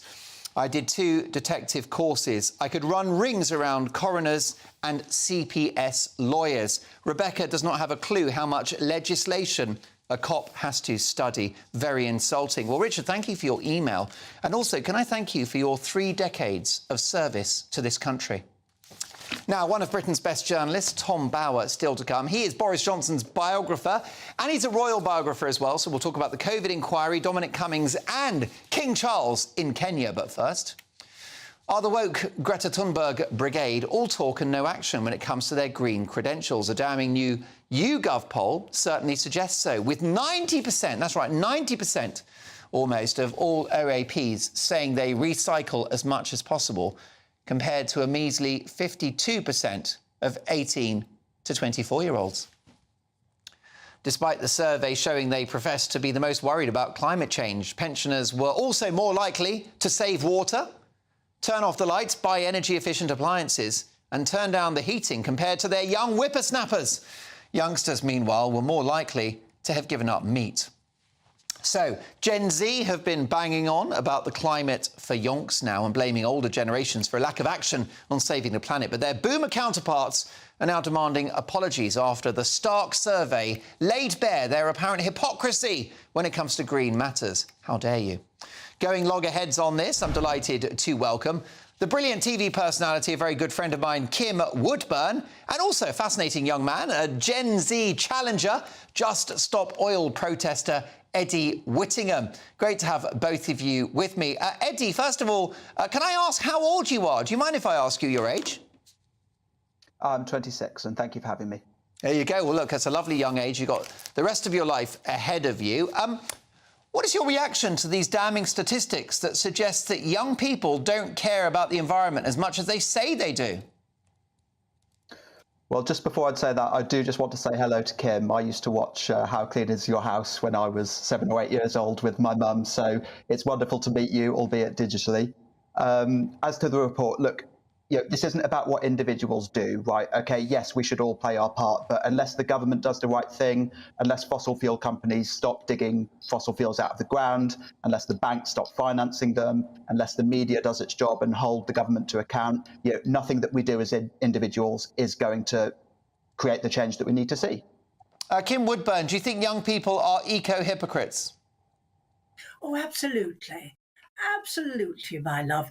They don't live how they speak, my darling, at all, do they? I've got a corner house here, and I'm sick to death of these young people walking past my house throwing their cans and Kit Kat wrappers in my garden. I'm sorry, you're undisciplined. I wish you were born when I was born. You'd be far more disciplined. You're not. You're spoilt, gas-guzzling youngsters, and you need to stop all the nonsense talk that you do. We cannot do without oil. It is impossible to run this country without oil. It was once said, oil is the lifeblood of the modern world. The combustion engine is the heart, and that is exactly what it is. Do you realise if we banned oil, you couldn't have electric cars? They use oil for their emissions. So you couldn't have electric cars, my lovely. You also couldn't have our cars.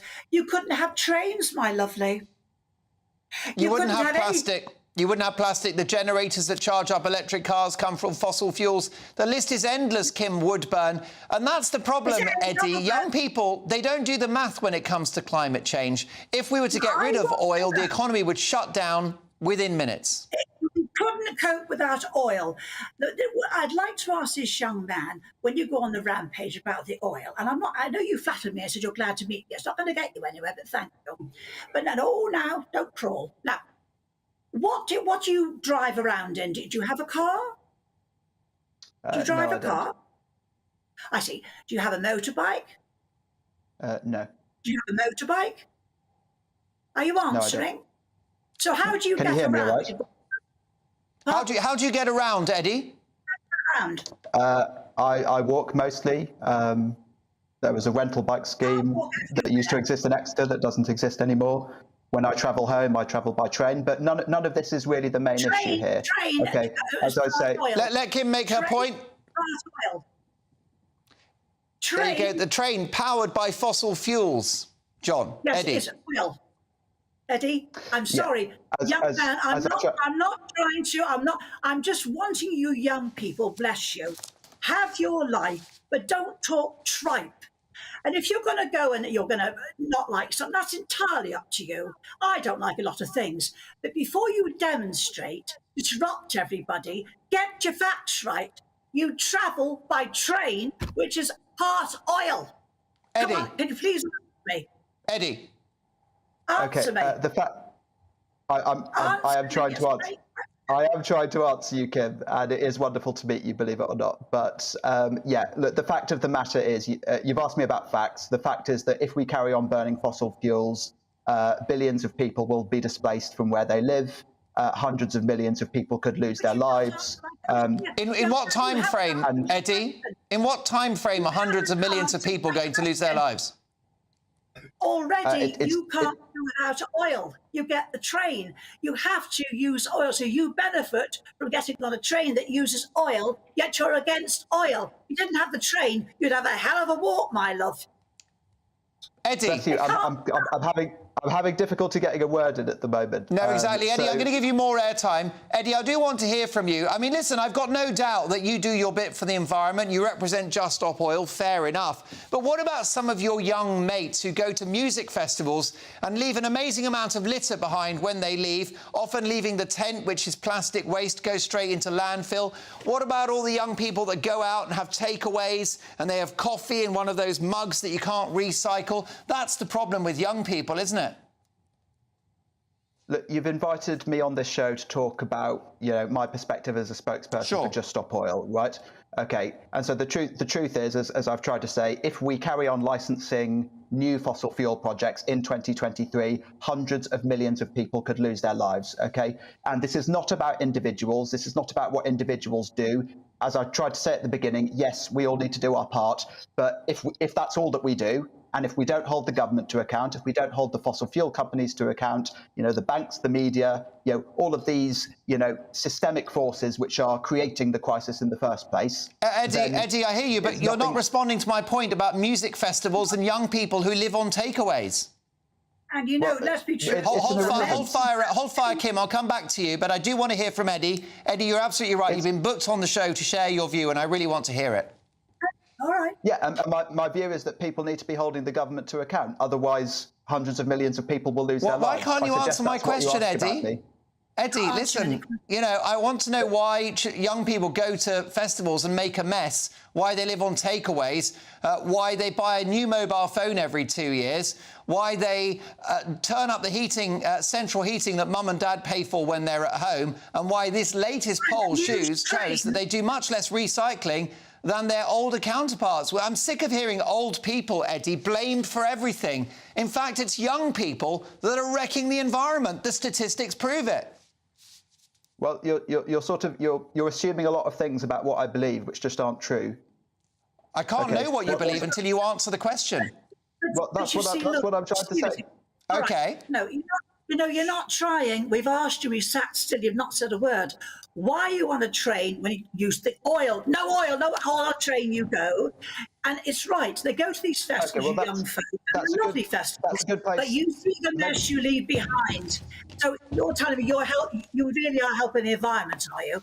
And they're all your age group doing it. Just to be clear, what Just Stop Oil is demanding is an end to all new fossil fuel licenses and consents in the UK. We're not asking for an end to oil overnight, as you suggested at the beginning, right? Okay, and we've got the International Energy Agency, which is the world's leading authority on energy policy. They said 2 years ago that we cannot have any new investment in new fossil fuels globally, and our government wants 100 new licenses. Drive around in their cars, yes. OK, now listen, Eddie, I take your point. I understand your concerns about oil and fossil fuels. So, look, I'm glad you've made it. Eddie, before you go, listen, you're a fan of Kim Woodburn. She was the star of How Clean Is Your House? She is the queen of clean. And I think you guys get on. I think there's a chemistry, but I think it's all going to go wrong when, Kim, take a look at this footage. Kim, tell me what you think of the mess that Eddie made at the World Snooker Championships. How long would it have taken to clean up all that dust from a luxury, beautiful snooker table? You'd have to vacuum first, which would take forever. It would be all over the ceiling. It would be all over the ceiling. It would rise. It would be on people's shoes, on their clothes, in their hair. Because they've got to go home and wash. He's caused chaos and hours of cleaning. And he's telling you he's trying to save the environment. And if anybody's got bad lungs, even bronchitis, and my husband has bronchitis, if they breathe that in, they could be in trouble. So how the hell have you helped out? Eddie, briefly, you get the last word. Well, I think people need to go to juststopoil.org and sign up for action because, as I've tried to make clear, hundreds of millions of people are going to lose their lives if we don't get this right. OK. If we don't get this right, if the government continues to license new fossil fuel projects, we're going to look back on interviews like this and people will say, what on earth were they talking about? What on earth was Mark Dolan talking about? What on earth was Kim talking about? All right, well, I think they will be watching this interview back for a bit of a chuckle, but it's been a great debate as well. This show is the home of diverse opinion. We've had it writ large in the last few minutes. My thanks to Eddie Whittingham, who is a Just Stop Oil spokesperson and protester, and the legendary television personality Kim Woodburn. Your reaction, mark at gbnews.com. Are young people eco-hypocrites? So, coming up in Uncancelled, despite the growing clamour in Kenya, did the King get it right by not apologising for Britain's colonial past? Esteemed royal biographer Tom Bower gives us the inside track soon. And he'll be talking about Boris Johnson. He wrote a book about Boris. What does he think of the COVID inquiry today and Dominic Cummings? But next, in the media buzz, the Qatar World Cup sets apart the virtuous and the virtue signallers. So, with the 2024 tournament set for Qatar, should the home nations put their money where their mouth is and boycott the tournament? It's happening in Saudi Arabia now. My panel are about to return. We'll debate that. Do you think that the home nations should boycott the World Cup in Saudi Arabia? That's next.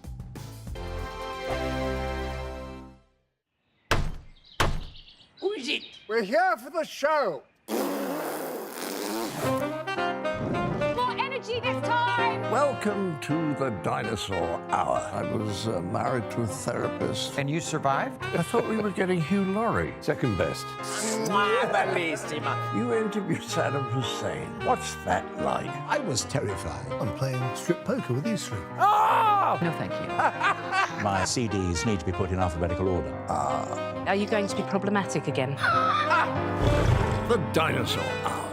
Sundays at 9 on GB News. Tired of the usual focus-tested, pre-prepared Westminster runaround? Well, so am I. So you want higher taxes? Is your department to blame for this? Are you rethinking this policy? Every Sunday at 9:30, I'll be sitting down with those in power to get the truth about the issues affecting you. Let's be honest, we've known about the cost pressures of this project for years, not months. That's the Camilla Tominey Show, a politics show with personality. On GB News, the People's Channel, Britain's news channel. Join me, Patrick Christie's, Monday to Friday, 3 till 6. We tackle the day's news agenda like you've never seen before. It's high tempo, high octane, the most controversial topics and the best guests. You will not be able to take your eyes and ears off it. I'm not afraid to ask the questions that you really want answered. 3 till 6 p.m, Monday to Friday on GB News, the People's Channel, Britain's news channel. Now then, Lee Anderson here. Join me on GB News on my show, The Real World, every Friday at 7 p.m. I'm not eating bloody cat. Are you Delicious. mental? Open your mouth. OK, here comes a train. Reminds me of the scene in Singing in the Rain. Adam, is that a good one? Whoa! Join me at 7 on GB News, Britain's news channel.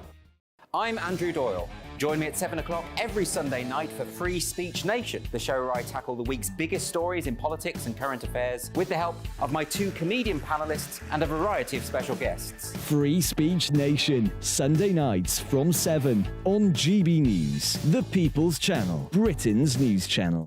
GB News, unlike other broadcasters, isn't obsessed with the London-Westminster bubble. We think there's a nation beyond the M25, and that's why we talk about the issues that matter across the land. Join me on State of the Nation, 8 to 9 o'clock, Monday to Thursday, on GB News. Daisy's listening, and you should too.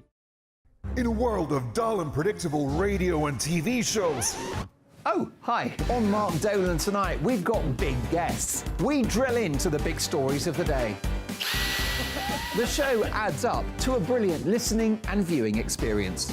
Mark Dolan tonight is the most entertaining current affairs show ever, and that's a fact. Join me, Mark Dolan, Fridays and Saturdays from 9, Sundays from 10.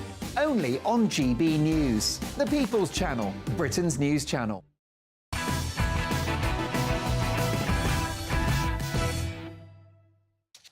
Welcome back to the show. More front pages have arrived. The Sun, an exclusive interview with Robbie Williams. I've got menopause, aged 49. Low sex drive, can't sleep. I need neck lift and new teeth. Gosh, it's almost like looking in the mirror. After going soft at hate demos, cops ripped down posters of Israeli children held hostage by Hamas. How dare you? That was very much the topic of our first media buzz. Daily Telegraph, Cummings fed toxic misogynist culture in number 10. Guardian, graveyard for children, airstrikes kill dozens at Gaza refugee camp. Daily Mail, now Cummings feels the heat. Dominic Cummings was left squirming today as he was accused of poisoning the pandemic response with toxic briefings against colleagues. And those are your front pages. Let's get reaction to the big stories of the day now with my top pundits. They are former Cabinet Minister, the formidable birthday girl, just from last week, GB News star Esther McVeigh, banker and visiting professor. You can visit me anytime, Derek.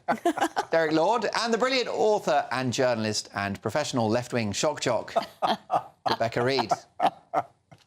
Now, world football has been plunged into yet another morality crisis as Saudi Arabia is set to host the 2034 World Cup. The Islamic State, which governs with strict Sharia law, has long been criticised for human rights violations, including the execution of 81 men on one day alone last year.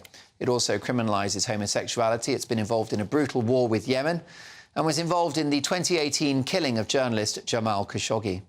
Last week, campaign group Human Rights Watch said FIFA's commitments to human rights would be a sham if Saudi won the World Cup. Well, it raises a lot of questions. What do we think about this? Should the home nations refuse to attend? Rebecca Reid. Yeah, they should. I think it's hideous.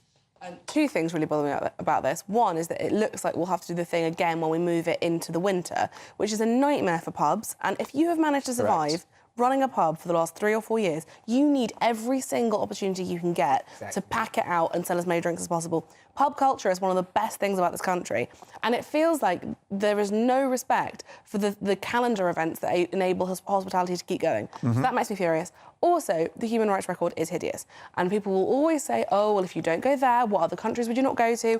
America has its problems. The UK is not perfect. Sure. Absolutely, there's a big grey area in the middle, but we can all agree that their human rights record is disgusting, and you cannot realistically expect people to go when 2 men kissing in the street could be put to death, a woman wearing a miniskirt could be, I don't know what would happen to you, but it wouldn't be good. Yeah. It's not a safe place for British tourists to go. Most definitely. It's the same argument as Qatar, but football has no moral code, Derek. Well, I think sport does. I'm an amateur sportsman. I play competitive tennis when I can. Do you? How's your backhand? It's extremely good. Watch out, watch out, watch out. I got to say, you've done a few smashes today. But I went to South Africa before they abolished apartheid. And I remember the argument that you should not politicise sport. But actually, why nations do and should is because it's an amazing soft power tool. And now football is this gigantic financial organisation that benefits states enormously.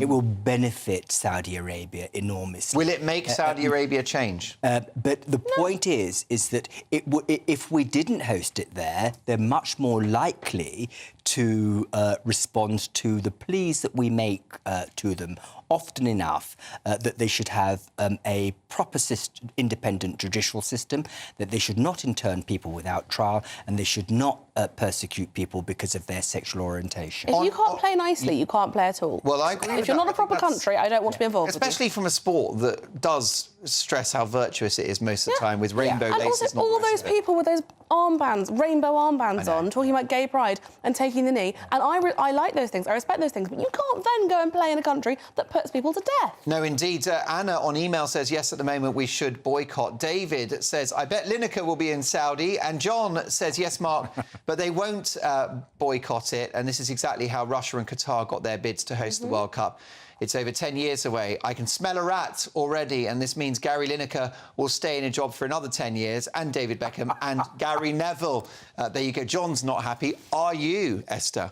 I would go there. I think Saudi Arabia is a long-standing strategic ally of the UK. I actually would like to see football non-political and sport non-political, because I think it can transcend politics in a way. Look, we're talking about a world now that we're wanting to see more peace. We're wanting people to get on with one another. And this is the way of an olive branch, of going into other countries, of having forms of communication. I don't like it, the fact that people somehow think the West is superior because it has different religion, different beliefs. It is. You don't think that we're superior to a country? I'm saying Saudi Arabia is on a journey, and bit by bit... Bit of a slow journey. I don't care about our journey. We are superior to them. They are a terrible country. Up And with that, you could say it can be an enabler. People will be using it round the world now as strategic allies. Are there double standards from all of us? Of course there is. Because we like those deals with Saudi Arabia, don't we? You've allowed Newcastle to be bought and funded by Saudi Arabia, allowing your football players to go there.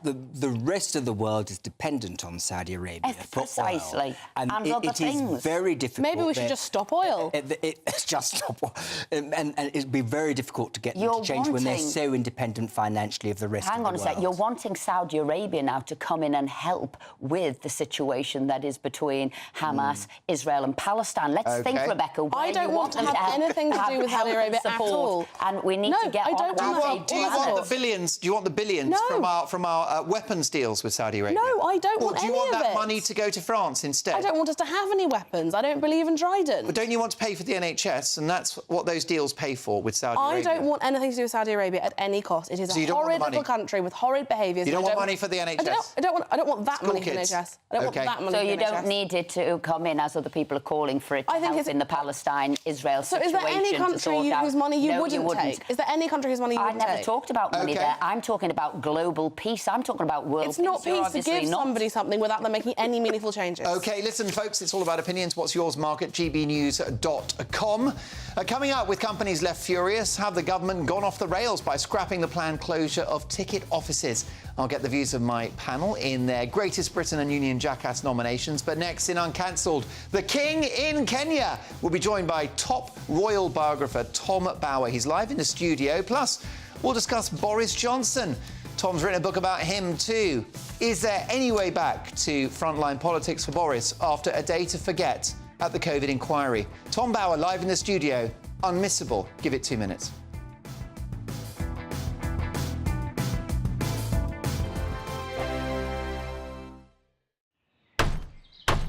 Who is it? We're here for the show. More energy this time! Welcome to the dinosaur hour. I was married to a therapist. And you survived? I thought we were getting Hugh Laurie. Second best. You interviewed Saddam Hussein. What's that like? I was terrified. I'm playing strip poker with these three. Oh! No, thank you. My CDs need to be put in alphabetical order. Are you going to be problematic again? The Dinosaur Hour. Sunday, the 29th of October at 9 on GB News. What you get for breakfast is something that, if we do our jobs right, you will wake up to news that you didn't know the night before. It's a conversation. It's not just me and Eamon. We want to get to know you, and we want you to get to know us. From 6, it's Breakfast with Eamon and Isabel. Monday to Thursdays on GB News. Britain's news channel. People in Britain, they love free speech, but they also love fair play. I don't care if I'm speaking somebody from a trade union, from the Labour Party, somebody from the SNP. And I think the viewers like to see that actually we can challenge one another, but in a positive way. We think we ask the questions that people want to ask, and often we ask the questions that we wanted to ask in Parliament but never got the chance to ask. So join us every Saturday, 10 a.m. till noon on GB News, Britain's news channel. Nightmare commute. Kick it up a gear with me, Patrick Christie's, at Drive Time, 3 till 6 p.m, Monday to Friday on GB News Radio. You can listen online and on DAB+, on the smart speaker app and on the GB News app. And if you've got an Alexa, all you have to say is, Alexa, play GB News. We're also on TuneIn and the Radio Player apps. From the school run to rush hour, get revved up with me, Patrick Christie's, on GB News and GB News Radio.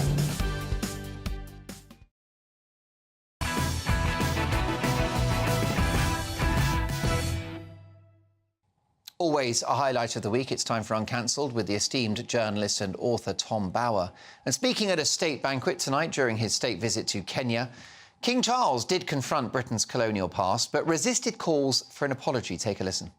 We must also acknowledge the most painful times of our long and complex relationship. The wrongdoings of the past are a cause of the greatest sorrow and the deepest regret. There were abhorrent and unjustifiable acts of violence committed against Kenyans, and for that, there can be no excuse. Tom Bower joins me in the studio. Tom, does the King struggle with these issues, or is he a natural diplomat and a natural politician? I don't think he's a natural diplomat or a natural politician. I think he does struggle because he knows very well that, of course, terrible things did happen during the Mau Mau period, but more Kenyans were murdered by Kenyans, many, many more than by the British. And it's all vastly exaggerated, the suffering caused by the British, because it's the work of left-wing American academics who've lied, positively lied about what happened during the colonial period. The same as more Palestinians will suffer at the hands of Hamas and their policies than Israel. Exactly. And that's the problem with history. But unfortunately, the Foreign Office bowed to this argument that Britain had been terrible during the colonial period. But in fact, when Kenyatta became the first president of Kenya, the first thing he did was appeal to the British to help him rule Kenya. So, and he'd been the head of Mau Mau. So, the whole thing has been completely turned on its head. And the British have a hugely advantageous reputation still in Kenya to this day because of the legacy of the imperial past. I mean, Kenya is a booming, very flush African country, unlike many others, thanks to the British legacy. Prince William, the Prince of Wales, has been confronted on trips to the Commonwealth himself in Africa and elsewhere, often by sort of crowds whipped up by populist politicians, making a headline and winning support. Do you think that the new incumbent, the King, and his son might yield to pressure in the future to say sorry or even have reparations? Well, no, there'll be no reparations. No government could be that foolish. And I think, frankly, Labour government? Well, Labour government, hopefully Charles will say I'm not out of my mouth. You're quite right. But, I mean, the truth is that we're reaching this odd period at the moment with the colonial past. I mean, South Africa has suffered terribly under its victorious ANC government. Kenya has flourished thanks to the British legacy. And it's about time that the British and other colonial, especially Britain, stops saying sorry for what it left behind. It did some bad things. There's no doubt there were some horrors, but there were also a lot of good things done as well. Privately, would the King like to apologise? Because I think not. He's on the woke side, isn't he? Yeah, no, he wouldn't like to. Of course not. He knows there's all written for him. And in fact, after the Falklands War, when he was in Argentina, he was pretty good at supporting the British cause there after they removed the dictator. So, history is being rewritten by these left-wing academics, and we should resist it. He is in Kenya. It's a significant state visit. Do you think he enjoys these occasions? Is he enjoying his new job as king? I fear not. I mean, he never liked going to Africa. He was forced to go to Africa shortly before he became king because he neglected the Commonwealth. He liked going to the white Commonwealth countries. He liked going a lot to India, but he avoided Africa if he could. But why? He just didn't find it culturally very interesting, whereas he was very interested in the culture of India. And the real truth is Camilla doesn't like travelling long distances. I think he does find it very difficult now. He doesn't look as if he's enjoying the job, having waited so long for it. But in the end, you see, the Commonwealth will fall apart unless he works hard at it. Well, yes, he's been in the waiting room for decades, and we can rejoice in that fact because we enjoyed a long reign from Queen Elizabeth II. But now that he's king, do you think he's found peace as a human being? I think he's found happiness with Camilla, but I think he's finding it a struggle to find a way in which he can impose a Carolingian era. I mean, what will he be remembered for? And not even an airport terminal at the moment. Do you think he feels he's too old for the job? I think he feels frustrated. I think he feels tired. He doesn't look like somebody who's attacking the job with a new zest and a new philosophy, and that's rather sad. So right job, wrong time. Well, right job, wrong time. But, not every monarch is like Queen Elizabeth. Not every monarch like Queen Elizabeth. I mean, that was unique in our history. Correct. So, we can't expect every time to be the same. No, and we're grateful for her longevity. Listen, let's talk about Boris Johnson, who's the subject of your excellent book, The Gambler, subjected to a slaying from his former chief advisor, Dominic Cummings. Take a listen to this. You should trolley on it. Meaning? Well, I'm just using the sort of generic term that we often used about the PM.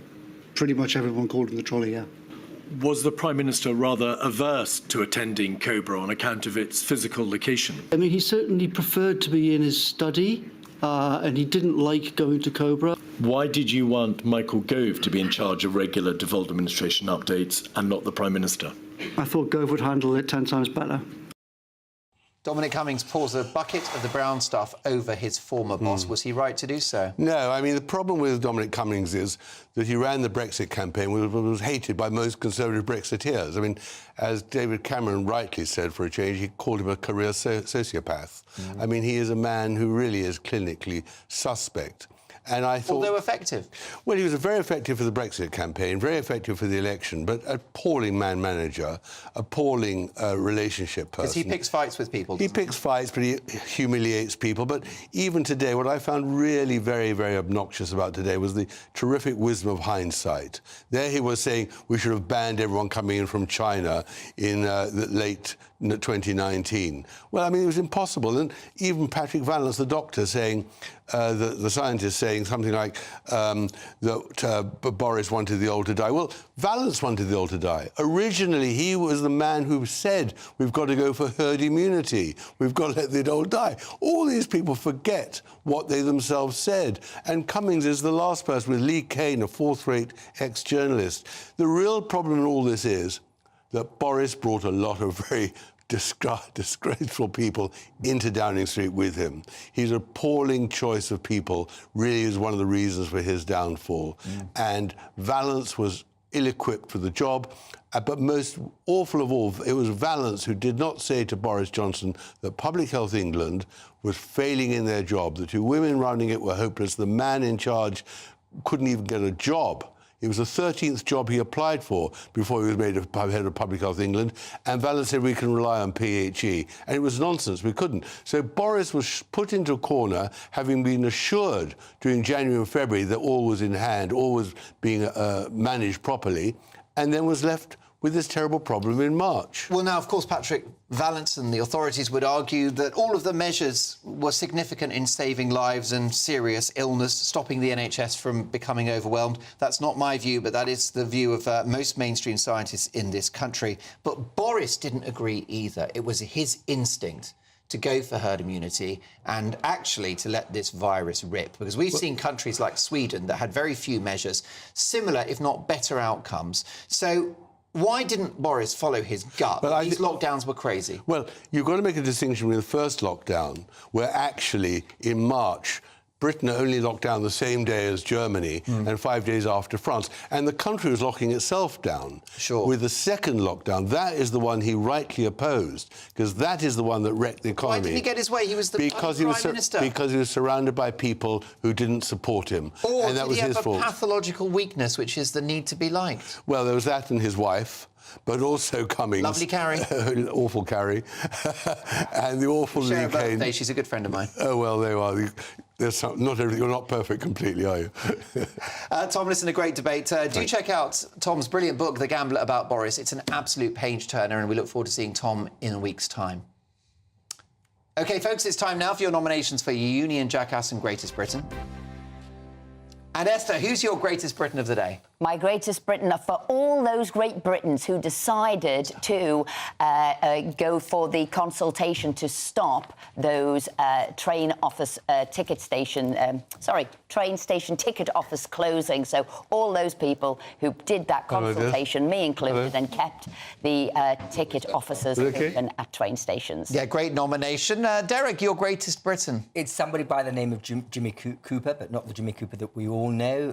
He's an 80-year-old nurse in Northern Ireland. He's worked for the NHS for the last 50 years. He came out of retirement after the age of 69, and I think he would be a superb candidate. I love your choice of Jimmy Cooper. And Rebecca? Mine is Dominic Cummings. I've just really enjoyed the drama and the gossip of today. I think he's done some really creative swearing, and I think he's added to the national water cooler moment. From one individual likes to swear on air to another. That's exactly right. Rebecca, brilliant stuff. I think I'm going to go for Jimmy Cooper. Yeah. Brilliant stuff. How about Union Jackass? Briefly, if you can, Esther. That has to be honorary Sam Bankman-Fried there, who's currently on trial for what federal prosecutors described as one of the biggest fraud cases in the country. But he's blaming his girlfriend for it. Never blame the missus. Derek? It has to be Martin Reynolds, who was for a brief time, not brief enough, Private Secretary to Boris Johnson, who appeared before the COVID inquiry, couldn't remember a thing. He appeared as though he was in the advanced stages of Alzheimer's disease. Yeah, good one. And how about you, Rebecca, your Union Jackass? Mine is Miriam Cates, who has blamed the rise of children arriving at school still in nappies on working mothers. Apparently, children don't have fathers. There you go. Brilliant stuff. Well, look, I liked all those nominations, but I'm going to go for Sam Bankman-Fried. Never blame the missus, as Mrs. Dolan will tell you. Loved your company tonight. What brilliant pundits you were. We'll catch up in a week's time. Let me tell you that Patrick is looking after the show Thursday and Wednesday. That's tomorrow and Thursday. And I'm back on Friday at 9 for Mark Dolan tonight. Really enjoyed your company last couple of days. Headliners is next. Well done to the team for working so hard today. See you Friday at 9. Who is it? We're here for the show. More energy this time! Welcome to the Dinosaur Hour. I was married to a therapist. And you survived? I thought we were getting Hugh Laurie. Second best. You interviewed Saddam Hussein. What's that like? I was terrified. I'm playing strip poker with these three. Ah! No, thank you. My CDs need to be put in alphabetical order. Are you going to be problematic again? The Dinosaur Hour. Sundays at 9 on GB News.